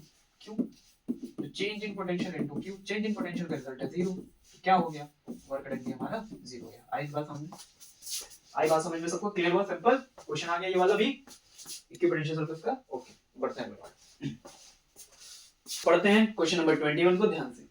A metal sheet is inserted between the plates of a parallel plate capacitor. अब जरा समझना कि हमने एक बनाया कैपेसिटर, बना लिया, इस कैपेसिटर के कुछ पार्ट में आपने जो है क्या फिलअप कर दिया, आपने इसके कुछ पार्ट में फिलअप कर दिया भाई, मेटल फिलअप कर दी फिलअप। स्टार्टिंग में इसका पूरा सेपरेशन कितना था भाई, डी था, जब एयर थी केवल। अभी तुमने सेपरेशन में मान लो कि टी फिलअप किया तो बचा हुआ पार्ट कितना हो गया, डी माइनस टी, ठीक है, समझना। C इज इक्वल टू क्या होता है भाई, epsilon naught A by D होता है। अभी करंट सिचुएशन क्या बन गई है आपकी, एप्सिलॉन नॉट A अपॉन में D माइनस T बन। अब जरा ध्यान से देखो तो C वाला पार्ट जो है वो डिस्टेंस के इनवर्सली प्रोपोर्शनल है, और आपने जो डिस्टेंस है वो क्या कर दी है, डिक्रीज कर दी है, कम कर दी, स्पेस को कम कर दिया, D माइनस T कर दिया। ऐसी कंडीशन में C का टर्म क्या होना चाहिए, इंक्रीज कर देना चाहिए। कोई ऑप्शन है यहाँ पे लिखा, becomes greater than C। Simple, क्या बात समझ में सिंपल था। पहले पूरे में एयर थी, D था, कुछ स्पेस आपने मेटल से ऑक्यूपाई कर दिया, फिलअप कर दिया, ठीक है, बचा हुआ पार्ट D माइनस T बचा। तो अगर मैं यहाँ पे कैपेसिटेंस के अमाउंट की बात करूं, इतने से पार्ट की में ही बात करूं, तो C का टर्म पहले की कंपैरिजन में देखो इंक्रीज हो गया, बिकम्स ग्रेटर देन C। आई बात समझ में, सिंपल क्लियर। चलते हैं अगले क्वेश्चन पे, आ रही ना, गेट इट। Question number 22। तो क्वेश्चन नंबर 22 में क्या लिखा, the electric field at a point in a region is given by E। देखो थोड़ा कम समझ में आ रहा होगा कि मैंने हाथों से थोड़ा लिखा था, अल्फा ये लिखा वेक्टर r और अपॉन में लिखा मॉड ऑफ वेक्टर r का जो है क्यूब लिखा हुआ है, ऐसे लिखा हुआ है, ठीक है। ऐसे इलेक्ट्रिक फील्ड हमें गिवन की गई जिसमें बोला गया alpha is a constant and r is the distance of the point from the origin, ठीक है। r जो है वो डिस्टेंस कहां से ली गई, ओरिजिन से ली गई, मतलब r है। The magnitude of the potential of the point is तो हमें पोटेंशियल का मैग्नीट्यूड देना है। तो ऐसा क्वेश्चन हम कर चुके हैं कि हमें इलेक्ट्रिक फील्ड दी हो, पोटेंशियल निकालना, ऐसा क्वेश्चन हमने किया है, फिर से वैसा क्वेश्चन है 2025 में थोड़ा सा अलग तरीके से। वीडियो पॉज करो, खुद से ट्राई करो, वीडियो पॉज करो और खुद से ट्राई करो। कर लिया? चल आओ, अब क्या करना है समझ लीजिए। मुझे चाहिए डीवी, तो सर जो डीवी निकल के आएगा वो तो इंटीग्रेशन से आएगा, किसके? डीआर के इंटीग्रेशन से, वो भी माइनस के साथ। क्या इतनी बात सबको पता है? ओके बढ़ते हैं। तो डीवी हो गया भाई बी, इंटीग्रेशन ऑफ ई ले लो, तो अल्फा लिया, ये आर वेक्टर इनको किनारे करिए, मॉड ऑफ आर क्यूब, तो ये हो गया भाई अल्फा आर क्यूब। ठीक है, इसे हम इंटीग्रेट करना है डीआर के टर्म में। क्लियर होगी बात, समझ में आ गई? ओके अब समझिएगा, कहानी कुछ ऐसे समझो। क्वेश्चन बोल रहा है कि जो आर है वो ओरिजिन से डिस्टेंस है, मान लो ओरिजिन है, यहां से आर डिस्टेंस पे कोई एक पॉइंट है, यहां कोई पॉइंट है, और magnitude of the potential of the point is, तो इस पॉइंट पे मुझे वी चाहिए। एक सिंगल पॉइंट का मुझे पोटेंशियल बताना है। तो अगर मुझे किसी सिंगल पॉइंट का इलेक्ट्रिक पोटेंशियल कैलकुलेट करके देना होता है, तो जो मैं दूसरा पॉइंट लेट करता हूं वो कहां लेट करता हूं? इंफिनिटी पे। ऐसा क्यों सर? ऐसा लेट करने से क्या होता है, वहां का पोटेंशियल जीरो हो जाता है। ऐसे कंपैरिजन में आपको उस पॉइंट का एग्जैक्ट पोटेंशियल मिल जाएगा। फॉर एग्जांपल जैसे मैं कह रहा हूं कि मुझे VA माइनस VB का रिजल्ट चाहिए, ठीक है, तब तो मैं डिफरेंस करके आंसर जो भी है मैं वो दे दूंगा, हटाओ। लेकिन अगर तुम मुझसे कह दो सिर्फ मुझे एक आंसर बताओ, सिर्फ मुझे एक आंसर चाहिए, तो ऐसी कंडीशन में बी को क्या होना पड़ेगा? जीरो होना पड़ेगा, तभी ना मैं एक आंसर बताऊंगा। तो अगर मुझे इस पॉइंट का पोटेंशियल चाहिए, तो इस पॉइंट का पोटेंशियल मुझे क्या देना पड़ेगा? जीरो। और ये कब पॉसिबल है? जब ये कहां पे हो? इंफिनिटी पे। ठीक है, तो जब मैं यहाँ पे इंटीग्रेशन करूंगा या मैं यहाँ पे कैलकुलेशन करूंगा, तो ऐसी कंडीशन में जो लिमिट है वो मैं इंफिनिटी से सॉल्व करूंगा, तो इंफिनिटी टू आर। बात मेरी समझ में आ गई आपको क्या मैं ऐसा क्यों कर रहे हैं? Gate it? ओके चलो, अल्फा फिर उठाइए और बाहर रखिए, अल्फा बाहर कर दिया। आर सॉरी, आर का पार्ट ऊपर लेके आएंगे तो आर की पावर -3 और यहाँ पे बचेगा डी आर। लिमिट आप लगा दो इंफिनिटी से लेके आर तक, सिंपल। इंटीग्रेशन में क्या होता है? पावर से ऐड होती है, वही पावर अपॉन में आती है। तो आर की पावर -3 + 1 अपॉन में -3 + 1, लिमिट लगा दीजिए, लिमिट इंफिनिटी से आर तक। आगे ये बचेगा आर -2 अपॉन में क्या बचा? -2। ठीक है, बाहर से अल्फा है ये लिखा अल्फा, और लिमिट इंफिनिटी से आर तक। कोई दिक्कत, समस्या, परेशानी आता है? नहीं सर, होनी भी नहीं चाहिए, जरूरत भी नहीं उसकी। ओके अब क्या करोगे? तो सर α/2 माइनस का तो बाहर आ जाओ, α/2, अरे यार आज का 2 माइनस का ये बाहर आ गया। ठीक है, स्टार्टिंग हमने यहाँ से की थी माइनस से, ठीक है, तो ये वाला माइनस अभी हम रोक के रखते हैं, पहले पूरा कैलकुलेशन करके फिर इस वाले माइनस को हम इंट्रोड्यूस करेंगे। ठीक है, ओके अंदर क्या बचा है? r/2, जैसे लिखो 1/r², इंफिनिटी से r तक। ठीक है, ओके चलो अब क्या करते हैं? एक बार अपर लिमिट, एक बार लोअर लिमिट रखो यहाँ पे, माइनस α/2 और लिखेंगे 1/r की जगह r² माइनस 1/इंफिनिटी का स्क्वायर। 1/इंफिनिटी का रिजल्ट कितना होता है? 0 होता है, तो माइनस α/2 और मल्टीप्लाई का 1/r²। क्या बचा भाई आपके पास? तो आया α/2r², किसका? माइनस का। यही आया, ये रिजल्ट हमने क्या निकाला? b का निकाल लिया। ओके अब मुझे पता है कि एक एक्स्ट्रा माइनस हम बाहर लेके चल रहे थे, तो एक्स्ट्रा माइनस जैसे यहाँ इंट्रोड्यूस कराओगे भी क्या हो गया? अल्फा पॉजिटिव हो जाएगा, दैट इज 2r²। और क्या क्वेश्चन है हमसे ऐसा ही कुछ पूछा हुआ है? देखो सर, क्या हमसे ऐसा ही कुछ पूछा हुआ है? ओके तो क्वेश्चन ने कहा था, ठीक है, आप आंसर देख लो, α/2r², देखा तुमने? ओके तो हमसे क्वेश्चन में ये बोला गया था कि the magnitude of the potential at the point is, देखो α/r, α/2 α/2r², देखो ये आया है α/2r², तो ये ऑप्शन हमारा सर क्या होगा? करेक्ट। Get it? सीबीएसई 2025 का क्वेश्चन, सिंपल सा क्वेश्चन था ये भी सर, और ये भी खत्म हो गया, तो हम आगे बढ़ जाएंगे, आगे बढ़ जाएंगे। ओके तो हम आ गए क्वेश्चन नंबर 23 पे। तो सर ये कौन से क्वेश्चन से? ये क्वेश्चन इसलिए मैंने ऐड किए हैं ताकि आपको कैपेसिटेंस के ना कॉम्बिनेशन थोड़े आ जाए। आप तो कॉम्बिनेशन में बहुत गलतियां करते हो, आप पहचान नहीं पाते सीरीज कब है, पैरेलल कब है। ठीक है, तो ये पूछे गए हैं, पीवाईक्यूज हैं पिछले साल के, कोई 2012 में है, कोई 2011 में। तो मैंने वहां से कुछ चार्ट के आपके लिए डायग्राम लेके आया हूं ताकि आप सीख जाओ कि कैसे सॉल्यूशन किया जाता है। समझ गए बात को? क्लियर है? चलो आ जाओ। तो पहला मुझे यहाँ पे दिया गया ए से बी के बीच में मुझे इक्विवेलेंट कैपेसिटर निकालना है। तो पहले मैं आपको समझा देता हूँ सीरीज में पैरेलल पहचानोगे कैसे, ध्यान से समझना, एकदम ध्यान से। जब भी बात करेंगे हम सीरीज की, तो सीरीज में जो भी प्लेटें लगी होंगी, ठीक है, कैपेसिटर जो भी प्लेटें लगी होंगी, तो आप हमेशा पाओगे कि एक प्लेट का कनेक्शन दूसरे कैपेसिटर की अगली प्लेट से हो रहा है। देखो इसकी एक प्लेट का कनेक्शन इसकी अगली प्लेट से, इसकी अगली प्लेट का कनेक्शन अगले कैपेसिटर की अगली प्लेट से, ना कि इसकी। समझ में आ रहा है? तो इस तरह से हमको पता चलता है this is a series. Series है तो सब में क्यू का अमाउंट क्या होता है? सेम होता है। सॉरी, पोटेंशियल का अमाउंट सबके लिए क्या होता है? अलग अलग होता है। इसका डिफर होगा, इसका डिफर होगा, इसका डिफर होगा। ठीक है, अब वहीं जब हम लोग बात कर रहे होते हैं पैरेलल की, तो पैरेलल में क्या होता है? जब भी आप देखोगे कैसा भी कनेक्शन तोड़ा मरोड़ा होगा, जब आप उसे ब्रेक कर करके देखोगे तो आपको पता चलेगा कि जो भी कैपेसिटर ये हमें गिवन है उनकी जो प्लेट का कनेक्शन, उनकी कम से कम एक एक प्लेट का कनेक्शन एक पॉइंट पे और उनकी अगली प्लेट का कनेक्शन एक पॉइंट पे, मतलब तीनों की एक एक प्लेट सेम पॉइंट पे मैच कर रही होगी, अगली वाली भी सेम पॉइंट पे मैच कर रही होगी, ए और बी। समझ में आ रही बात? तो ऐसे जो कनेक्शन होते हैं वो किसके होते हैं? पैरेलल होते हैं। तो ये हमारा बेसिक तरीका है, इस तरह से हम चीजों को पहचानते हैं। ठीक है, शुरू करते हैं अपने सिस्टम को, थोड़ा सा इधर खिसकाएंगे ताकि आप सबको दिखे। ओके, आइए शुरू करते हैं। कैसे सॉल्व करोगे? तो ये पूरा कनेक्शन है, जिसको आता है वो वीडियो पॉज करे, सॉल्व करके आंसर से मैच करे, जिसको नहीं आता वो ध्यान से समझे। देखो यहां से शुरू करते हैं, कैसे करोगे सब, कोई सा भी सॉल्यूशन नहीं लेना। पहले बिल्कुल बेसिक था, एक तरह से एंड पकड़ लो, जब भी कोई सर्किट मिले एंड पकड़ लो, वहां से सॉल्यूशन करेंगे। तो हमने ये एंड ले लिया, ये वाला। ठीक है, अगर तुम इसे ध्यान से देख पा रहे हो, ये 60 माइक्रोफैराड है, इसकी एक प्लेट का कनेक्शन देखो अगले कैपेसिटर की प्लेट से, अब इसकी अगली प्लेट का कनेक्शन देखो अगले कैपेसिटर की प्लेट से।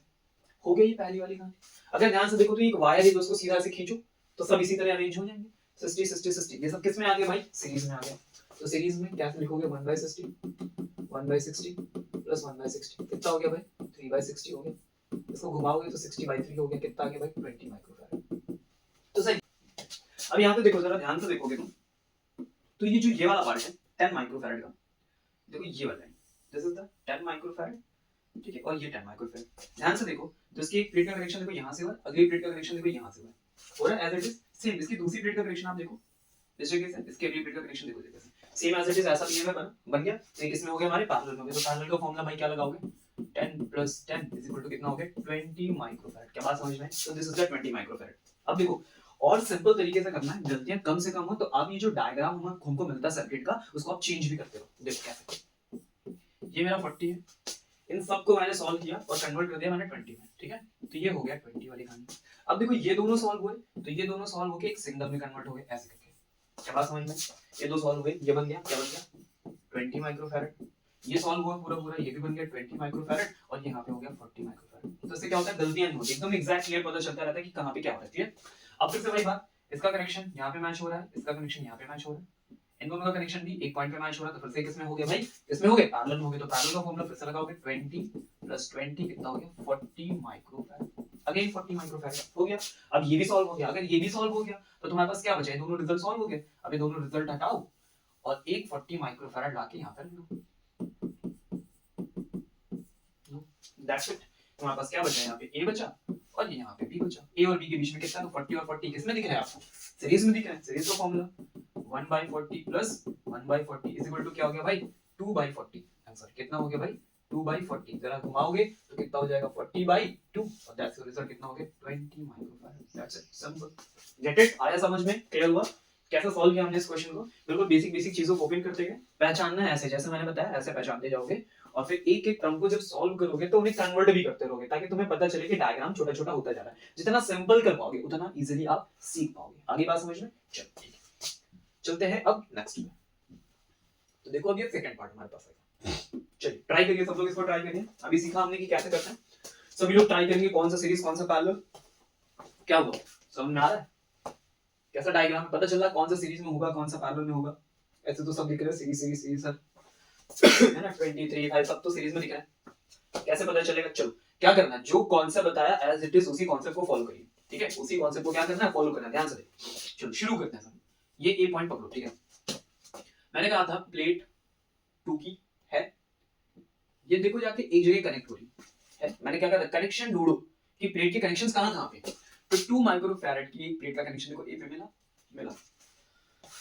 अब मुझे क्या करना है? बाकी प्लेट के भी कनेक्शन ए पे ढूंढने हैं, क्या है या नहीं। देखो तो देखो मैं ये ए के साथ पहुंचा यहाँ पे, तो अगर आप ध्यान से देखो तो ए के में एक जो 3 वाली है, तो ये 3 वाली माइक्रोफैराड, इसका भी कनेक्शन देखो, अगर यहाँ से घूम फिर के पहुंचोगे देखो ए पे है। सेम ऐसे देखो ये 5 वाली माइक्रोफैराड का, इसकी भी एक प्लेट का कनेक्शन देखो ए पे ही हो रहा है। इसका मतलब क्या हुआ कि अगर मैं यहाँ पे 3 प्लेट बनाऊं, 1 2 3, तो इन तीनों प्लेट का कनेक्शन कहाँ हुआ है? आके ए पे हुआ है। क्या मैं सही कह रहा हूँ? Gate it? ओके, अब आगे देखते हैं। तो दूसरी प्लेट का कनेक्शन ढूंढो 2 माइक्रोफैराड, चलो इसका ढूंढते हैं। तो इसका कनेक्शन देखो जाके कहाँ पे हुआ है? बी पे हुआ है। ओके, अब जरा 3 वाले का ढूंढो, तो 3 वाले का कनेक्शन भी सर कहाँ पे हुआ है? बी पे हुआ है। वैसे 5 वाले का ढूंढो, तो देखो 5 का कनेक्शन भी बी पे हुआ है। इसका मतलब इनकी जो अगली प्लेट है उनका कनेक्शन कहाँ पे हुआ? बी पे हुआ। ठीक है, एक ए एक बी। ये बाई था 2, ये था 3 और ये क्या था 5। अब आपको साफ साफ दिख रहा है ये सीरीज है या पैरेलल, पैरेलल है। तो फॉर्मूला क्या लगेगा, 2 + 3 + 5 कितना हो जाएगा, 10 माइक्रोफैराड। ये तो पूरा सॉल्व हो गया। अब ये पूरा रिजल्ट सॉल्व होके मैंने कहा था रिजॉल्व करते चले, तो रिजॉल्व होके कैसे कन्वर्ट हुआ इसमें, 10 माइक्रोफैराड में तीनों रिजॉल्व हो गया। अब ये बचा एक 10 वाला, ये लगा दो 10 और सॉरी 10 और 10, तो 10 और 10 कितना हो गया भाई, सीरीज में दिख रहा है, तो सीरीज में दिख रहा है तो क्या करोगे भाई, 1/10 प्लस 1/10 इज इक्वल टू 2/10 और 10/2 कितना होता है 5 microfarad. That's the final answer. इसका आंसर आ गया 5 माइक्रोफैराड। सिंपल था, क्लियर हुआ, समझ में आया कैसे किया, वही बेसिक कॉन्सेप्ट को पकड़ के चले, कॉन्सेप्ट से बिल्कुल भी हटे नहीं तो आंसर आप तक पहुंच जाएगा। Gate it? ओके, चलते हैं अगले पार्ट पे। सर अगला पार्ट है ये, देखो आ गया हमारे पास थर्ड टाइप का क्वेश्चन। क्या है सर इसमें, सेम वैसी ही कहानी, सब कुछ सेम है। देखो मैच करो जरा यहाँ से, देखो बिल्कुल वैसा ही कुछ, सब कुछ है, बस यहाँ पे एक कैपेसिटर लगा दो, एक कैपेसिटर यहाँ पे। क्या बात समझे, इतना सा चेंज किया है और अब आपको बताना है कि आंसर क्या होगा। तो वीडियो पॉज करो, खुद से ट्राई करो, चलो जल्दी फास्ट ट्राई करिए, कॉन्सेप्ट को वही कैरी करिए और ट्राई करिए। हो गया, कर लिया, चलो आओ देखते हैं कैसे होगा ये। अब इसमें क्या हुआ है कि अभी तक तो सब सिंपल सीधे सीधे हम चले गए, सॉल्व करते चले गए, ए का बी पे कनेक्शन, सी पे कनेक्शन। अभी दिक्कत ये हो रही है कि जब मैं ए पॉइंट से मैंने ऐसे पकड़ा पहली प्लेट और पहली प्लेट का कनेक्शन मैं ऐसे लेने गया तो रास्ते में 10 माइक्रोफैराड मिल गया। अब सर पहले वाले में ये नहीं था तो मुझे पता चला डी पे पहुंच जाओ तो फिर डी से ये 10 कनेक्ट होता है, ये 10 कनेक्ट होता है, लेकिन अभी रास्ते में तो ये पड़ गया। सेम ऐसे जब मैं दूसरी प्लेट का कनेक्शन ढूंढने जा रहा हूं तो फिर रास्ते में पड़ जा रहा है। तो ऐसे कनेक्शन तो सब मुश्किल आता है, समझ नहीं आ रहा। आओ देखो इस क्वेश्चन में थोड़ा सा चेंज है, बिल्कुल थोड़ा सा चेंज है। देखो क्या होगा, अब इसको कैसे सॉल्व करना है। आप यहाँ पे पॉइंट ए पकड़ो, ठीक है, देखो बहुत सिंपल। ऐसे इसको सॉल्व कैसे करोगे, ध्यान से देखो, ये ए है और ये बी है, दिख रहा है, दो पॉइंट दिख रहे हैं ए और बी। ए और बी के बीच में देखो एक 10 माइक्रोफैराड है, आप भी आप क्या करो यहां से एक बनाओ, ए और बी के बीच में बना दिया, कितने का है 10 माइक्रोफैराड, कोई दिक्कत नहीं, आराम से बन गया। ओके, अब सेम वही काम करना दोबारा, ध्यान से ए और बी के बीच में मैंने ये बनाया। अब जरा देखो ए से और बी कनेक्ट है क्या, तो देखो ए से ये वाला कनेक्ट है, तो ये ए और किसके बीच में लगा, डी के बीच में लगा। तो आप यहीं से एक और बनाओ भाई, ये बना दिया मैंने, डी बना दिया। जैसा क्वेश्चन में है सेम ऐसा, कुछ अलग नहीं कर रहे, बस सिंपल लगा रहे हैं क्योंकि ये प्रॉब्लम क्रिएट कर रहा है तो इसको सिंपल कर दे रहे हैं। ए से एक कनेक्शन बी में, एक कनेक्शन डी का वो। अब ध्यान से देखो बी और डी कनेक्शन करने में, अब बी और डी के बीच में एक 10 माइक्रोफैराड। ध्यान से देखो, ए डी बनाया, ए बी बनाया, और बी और डी के बीच में भी कनेक्शन, मतलब बी से डी के बीच में एक और लगाओ भाई, ये लगा दिया। ये भी कितने का है, ये भी हमारा 10 माइक्रोफैराड है। आया आया समझ में? ओके आगे बढ़ते हैं, यहां तक क्लियर हो गया। ओके अब चलते हैं बी से डी का, तो एक कनेक्शन हमने बनाई। अब बी का कनेक्शन देखो यहां से आया है सी पॉइंट पे, ध्यान से देखो बी से सी पे गए और बी और सी के बीच में एक 10 माइक्रोफैराड लगा। आओ बढ़ाते हैं, ठीक है, थोड़ा अच्छा बनाने की कोशिश करते हैं, इसको थोड़ा मैं और अच्छा कर देता हूं।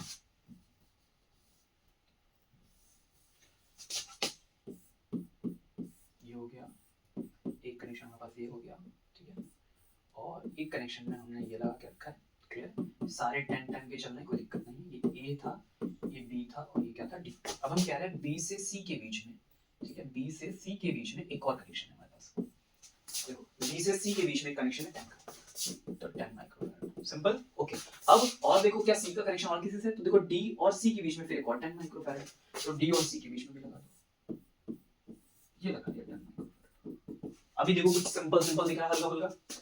कुल मिला के ऐसा कनेक्शन था, क्लियर हुआ सबको? आई बात समझ में? क्या किया, सिर्फ पॉइंट्स पकड़े, जैसे जैसे पॉइंट्स पकड़े उनको लगाते चले गए, और कुछ नहीं किया, सिर्फ पॉइंट्स पकड़े और लगाते चले गए। अभी हमने सीरीज पैरेलल बिल्कुल पहचानने की कोशिश नहीं की, हमने बस उसको सिंपल करने की कोशिश की, क्योंकि पहचानने में क्या हो रही थी, दिक्कत हो रही थी, बीच में डिस्टर्ब कर रहा था, तो हमने इसको सिंपल कर लिया, क्लियर कर लिया। अब जरा बात को समझो, ध्यान से देखो, तो 10 10 और 10 और 10, अगर आप रेशियो लोगे तो p by q q by r s, याद है r by s p by q r by s, इनके रेशियोज क्या हैं आपस में, देखो इक्वल, सब 10 10 है, तो ratio 1 ratio 1 1 ratio 1 1 ratio 1 1 ratio 1 बनेगा। इसका मतलब ये कि बैलेंस्ड व्हीट स्टोन की तरह नहीं बन गया। अगर मान लो इस a पॉइंट से चार्ज एंटर करे और c पॉइंट से बाहर जाए, ऐसी कंडीशन में क्या इस पॉइंट में, देखो यहां से आप पहुंचेगा तो क्या इस डायरेक्शन में चार्ज एंटर करेगा, नहीं, क्योंकि इधर अगल बगल बैलेंस है, बैलेंस होने से क्या होता है, पोटेंशियल का जो टर्म होता है वो आपस में इक्वेट हो जाते हैं, इक्वेट होते हैं, VB = क्या, VD। अब जहां पोटेंशियल डिफरेंस ही नहीं है, क्या वहां पे चार्ज फ्लो करेगा, नहीं करेगा, क्या वहां पे चार्ज फ्लो करेगा, नहीं करेगा, ठीक है। तो इसकी कहानी तो सर क्या होगी, खत्म।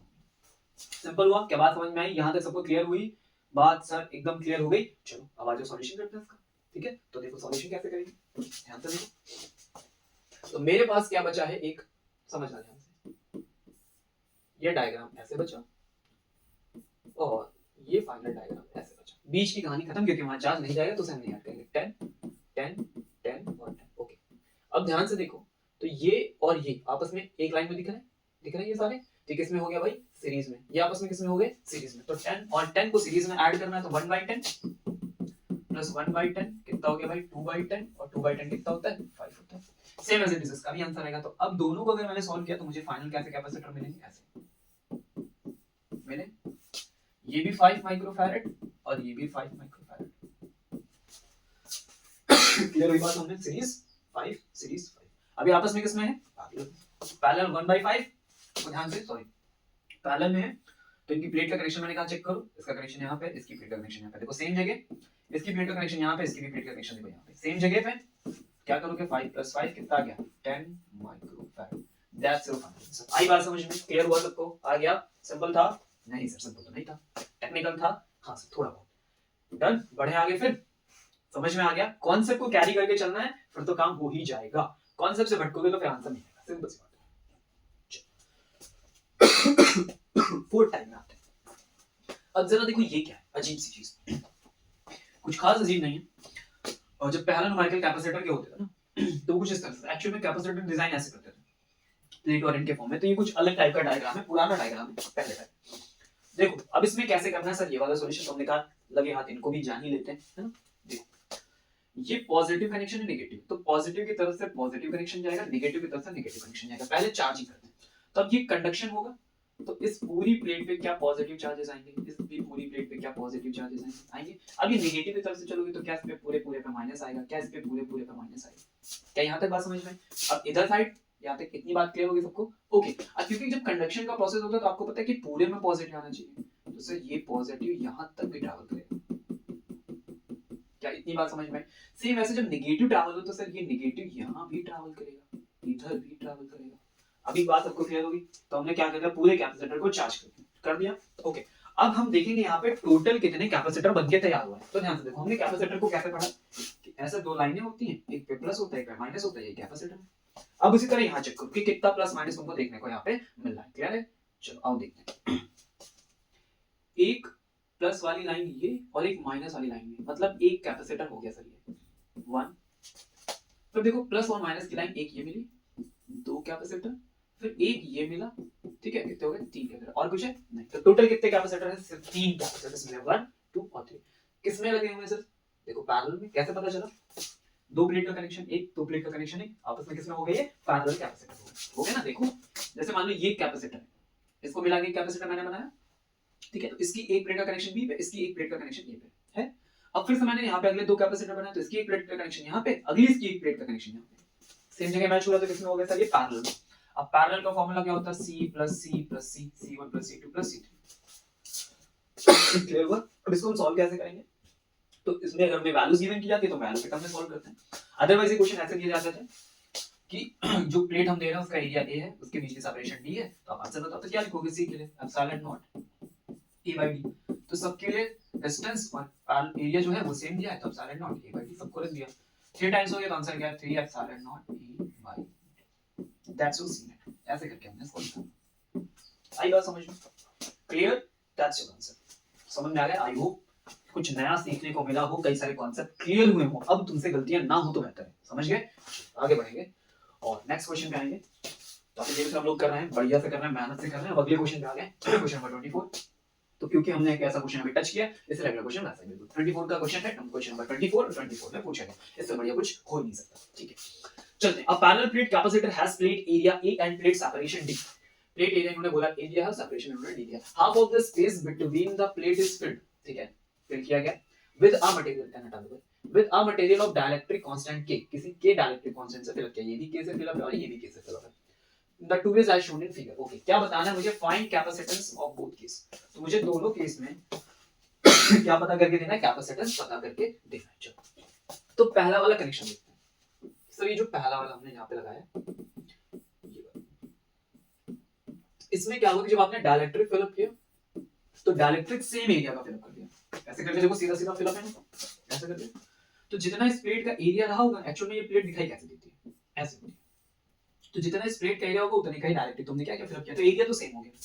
और देखो सेपरेशन जो इनके बीच डी की बात है, तो आधे में फिलअप किया इसलिए डी आया। तो ध्यान रखना कि जब भी कोई डायरेक्ट्रिक कांस्टेंट फिलअप किया जाए, नोट कर लो इस बात को, लिख लो, जब भी कोई डायरेक्ट्रिक कांस्टेंट कैपेसिटर के अंदर फिलअप किया जाए और उसका एरिया सेम हो, क्या सेम हो, एरिया सेम हो, तो ऐसी कंडीशन में जब हम डायरेक्ट्रिक कांस्टेंट के साथ कंपैरिजन करते हैं, मतलब कैलकुलेशन करते हैं या फिर कॉम्बिनेशन के रिजल्ट निकालते हैं, तो वो किसमें होते हैं, सीरीज में होते हैं। किसमें होते हैं, सीरीज में होते हैं। जब क्या सेम हो, एरिया सेम हो। ठीक है, क्या बात समझ में आ गई, सॉरी एरिया क्या हो, सेम हो। आई बात समझ में, जब भी मेरा ए का टर्म सेम होगा मतलब वो सीरीज का कॉम्बिनेशन बनेगा। आई बात समझ में सर, क्लियर, ओके। तो अब मैं कह दूं ये वाला पार्ट मेरा d/2 और ये वाला भी पार्ट d/2, ठीक है। इसमें के फिलअप है, इसमें नहीं फिलअप है, तो इसके लिए अगर मैं फॉर्मूला लिखूं, इस वाले पार्ट के लिए मैं फॉर्मूला लिखूं, मैं इसको दो पार्ट में डिवाइड कर रहा हूं, इसको बोल रहा हूं c1 और इस वाले को बोल रहा हूं c2, ठीक है। चलो c1 का फॉर्मूला लिखते हैं। तो c1 इज इक्वल टू क्या होगा, k epsilon naught a upon में क्या लिखोगे भाई, d/2। c2 के लिए लिखो तो क्या लिखोगे, एप्सिलॉन नॉट a अपॉन में d/2। Clear, okay. अब कॉम्बिनेशन तुम्हारा कैसा है, तुम्हारा कॉम्बिनेशन जो है वो सीरीज और पैरेलल का है, ठीक है। एक स्टेप और आगे बढ़ जाते हैं, फिर बात करते हैं। ये 2 पर लेके जाओ तो 2k एप्सिलॉन नॉट a/d, और यहाँ पे चलोगे तो 2 एप्सिलॉन नॉट a/d। ये दो रिजल्ट है हमारे पास। अब मुझे क्या करना है, इसका नेट आंसर देना है, ठीक है। दो, एक कैपेसिटर ये बन गया, एक कैपेसिटर थोड़ी देर के लिए बन गया। अब इसका नेट आंसर चाहिए, तो किसमें है, सीरीज में। ये मैंने आपको बता दिया कि सीरीज कॉम्बिनेशन है, तो ऐड करने के लिए सीरीज का फॉर्मूला 1/c1 + 1/c2, ठीक है। अब मैं समझो, इस पार्ट को मैं c बोल देता हूँ, इस पूरे पार्ट को मैं क्या बोल रहा हूँ, c नेट कर रहा हूँ। तो सर ये वाला पार्ट क्या बन गया, सिर्फ के अलग है, तो क्या बन गया, c into k बन गया। चलो अब इनका सॉल्व किया जाए तो 1/c + 1/c 1 + 2, ठीक है। c1 की वैल्यू लिख लेते हैं 1/c के, और यहाँ पे लिख लेते हैं 1/c। इतनी बात समझ में आती है, सिंपल, क्लियर हुआ। चलो डिवाइड करोगे, सॉल्व करोगे तो पूरा सॉल्यूशन तुमको पता है कि कैसे करना होता है। तो ये लिखा हमने भाई kc² फाइनली, और यहाँ पे हमने लिखा c ब्रैकेट में k + 1। यहाँ पे कोई दिक्कत, ओके। c से c क्या कर दिया, कैंसिल आउट कर दिया, ठीक है। फाइनली क्या बचेगा मेरे पास, k अपॉन k + 1, ठीक है। ये रिजल्ट मेरे पास बचा। चलो सर ऊपर करो थोड़ा इसको। मैं क्या कह रहा हूँ, देखो k c अपॉन में k + 1, वापस c की वैल्यू रख दो, बस और कुछ नहीं करना। तो epsilon not 2 epsilon naught a k upon में d, और यहाँ पे बचा था k + 1। इसको थोड़ा सिंपल लिखेंगे तो 2 एप्सिलॉन नॉट a d, और यहाँ पे क्या बचेगा, k अपॉन में k + 1, ठीक है। ये मेरा फाइनल आंसर आ गया हमारे सी नेट का। क्लियर हुई बात, समझ में आ गई सबको, डन, गेट इट, ठीक है सर। रेसिप्रोकल पहले ही कर दिया वहां पे, हाँ ओके, ठीक है। अब जरा देखो दूसरा पार्ट क्या है। इस तरीके से करने के बाद अगली बार ऐसे लिखा गया। अब इस वाले तरीके में क्या है, जब ऐसा फिलअप करोगे तो जो डी वाला पार्ट है वो सेम है, और ए वाले पार्ट में हाफ हाफ हो गया। जब भी कभी एरिया चेंज हो जाए तो वो कनेक्शन किसमें होता है आपका भाई, पैरेलल में होता है। बहुत इंपॉर्टेंट बात है, याद रखना, जब भी कोई डायरेक्टली फिलअप किया जाए, अगर सेम एरिया के साथ फिलअप कर दिया जा रहा है तो सीरीज में, और ऐसे किया जाता है पैरेलल में, यानी इसमें डी का पार्ट सेम, ठीक है। तभी तुम कनेक्शन कर पाओगे, तभी तुम ऐड कर पाओगे, ठीक है। चलो आ जाओ, इसका कनेक्शन हम लोग करते हैं यहाँ पे, ठीक है भाई। आओ समझते हैं इस वाली कहानी को। तो दोबारा सब कुछ वही, इस पार्ट को बोलेंगे हम c1 और इस पार्ट को हम बोल रहे हैं यहाँ पे c2। तो c1 के लिए फॉर्मूला लिखो, एप्सिलॉन नॉट a/2 अपॉन में क्या लिखोगे, d तो सेम है, k था तो k फिल अप कर दिया। c2 के लिए इस वाले पार्ट के लिए तो क्या लिखोगे, एप्सिलॉन नॉट a, इसका भी एरिया आधा हो गया तो a और d पूरा करोगे तो क्या मिलेगा, k epsilon naught a upon में क्या लिखोगे 2d, और यहाँ क्या मिलेगा, एप्सिलॉन नॉट a अपॉन में क्या मिलेगा भाई 2d। क्या यहाँ पे कोई दिक्कत समस्या परेशानी, क्लियर। तो अब मैं क्या करूंगा भाई, ये वाला जो पार्ट है इसको सिंपल, देखो सब कुछ सेम है, तो इसको मैं बोल देता हूँ c, तो ये क्या हो जाएगा भाई k टाइम्स ऑफ c। वैसा ही जैसे वहां किया वैसे यहाँ पे करना, कोई दिक्कत नहीं। चलो सॉल्यूशन किया जाए इसका, कैसे करोगे, क्या लिखोगे c1 + c2, क्यों, कनेक्शन किसमें है, पैरेलल में कनेक्शन है, तो c1 + c2 लिखेंगे भाई। kc + c क्या होगा, c कॉमन हो गया, क्या बचेगा, k + 1 बचेगा। c की वैल्यू क्या थी वो रख देंगे, एप्सिलॉन नॉट अपॉन में a, यहाँ पे 2d, और यहाँ पे था भाई k + 1। फाइनल आंसर आ गया, that's your C net. Get it, clear हो गई बात, सबको समझ में आई। तो ये हमारे रिजल्ट है, ऐसे हमने सॉल्व किया, 24 का क्वेश्चन था। तो क्लियर है, कैसा लगा सबको, आपको मजा आया। तो हमने 24 क्वेश्चंस यहाँ पे कवर किए, ठीक है, टाइम की भी थोड़ी बहुत लिमिटेशंस होती हैं, तो और भी बहुत सारे क्वेश्चंस हैं, लेकिन कोशिश की कि हमने हर टाइप के क्वेश्चंस को हम थोड़ा थोड़ा टच कर पाए, जो आपने सीखा उसको एक बार रिपीट कर ले तो और ज्यादा मजा है। तो मोस्ट ऑफ द 24-25 के क्वेश्चंस हम कवर कर रहे थे, ठीक है, अगर वो रिपीट भी हो रहे थे इस टाइप के क्वेश्चंस तो हम उनको लेके आ रहे थे ताकि आप सीख पाओ कि ऐसे क्वेश्चंस को पूछा जाता है। अदरवाइज कभी कभी हम बोलते हैं बहुत हल्के क्वेश्चंस को करते ही नहीं, क्यों? क्योंकि हमें लगता है कि कहाँ पूछेंगे, लेकिन देखो मैंने दिखाया कि पूछे जाते हैं। क्लियर है? क्या बात समझ में आ रही? तो हमने चैप्टर सेकंड को अच्छे से कवर किया। अब नंबर किसका? चैप्टर थर्ड का। तो चैप्टर सेकंड जब हम कवर कर चुके तो अब इसमें किसी तरह का कोई कंफ्यूजन आपके पास बचना नहीं चाहिए। क्या बात समझ गए? क्लियर हुआ? तो वीडियो को जब आपने देख लिया है, आपने सीख लिया, सारे क्वेश्चंस कर लिए, तो सारे क्वेश्चंस के आप पहले स्क्रीनशॉट ले लो और फिर उन क्वेश्चंस को खुद से सॉल्व करो। ठीक है? सारे स्क्रीनशॉट लेके भी नहीं कि दोबारा फिर से वीडियो देखेंगे फिर से, सबके स्क्रीनशॉट ले लो और फिर सारे क्वेश्चंस को खुद से करो। अगर खुद से लग जा रहे हैं, सारे कॉन्सेप्ट्स खुद से हो जा रहे हैं, कैलकुलेशन भी सही आ रहा है, इसका मतलब आप सीख गए। और अगर नहीं हो रहा तो फिर से वीडियो देखने की जरूरत है आपको। क्या बात समझ गए? तो मिलते हैं नेक्स्ट लेक्चर में, चैप्टर थर्ड में। तब तक जल्दी से जब हम मिले उस चैप्टर में तो आपको उनके कॉन्सेप्ट पढ़ के आने हैं, उनके फॉर्मूले पढ़ के आने हैं, ताकि जैसे पीवाई आपके सामने रखें तो आप उन्हें मुझसे पहले सॉल्व करें। Get it? तो मिलते हैं नेक्स्ट वीडियो में, तब तक के लिए सी यू, टाटा, बाय बाय।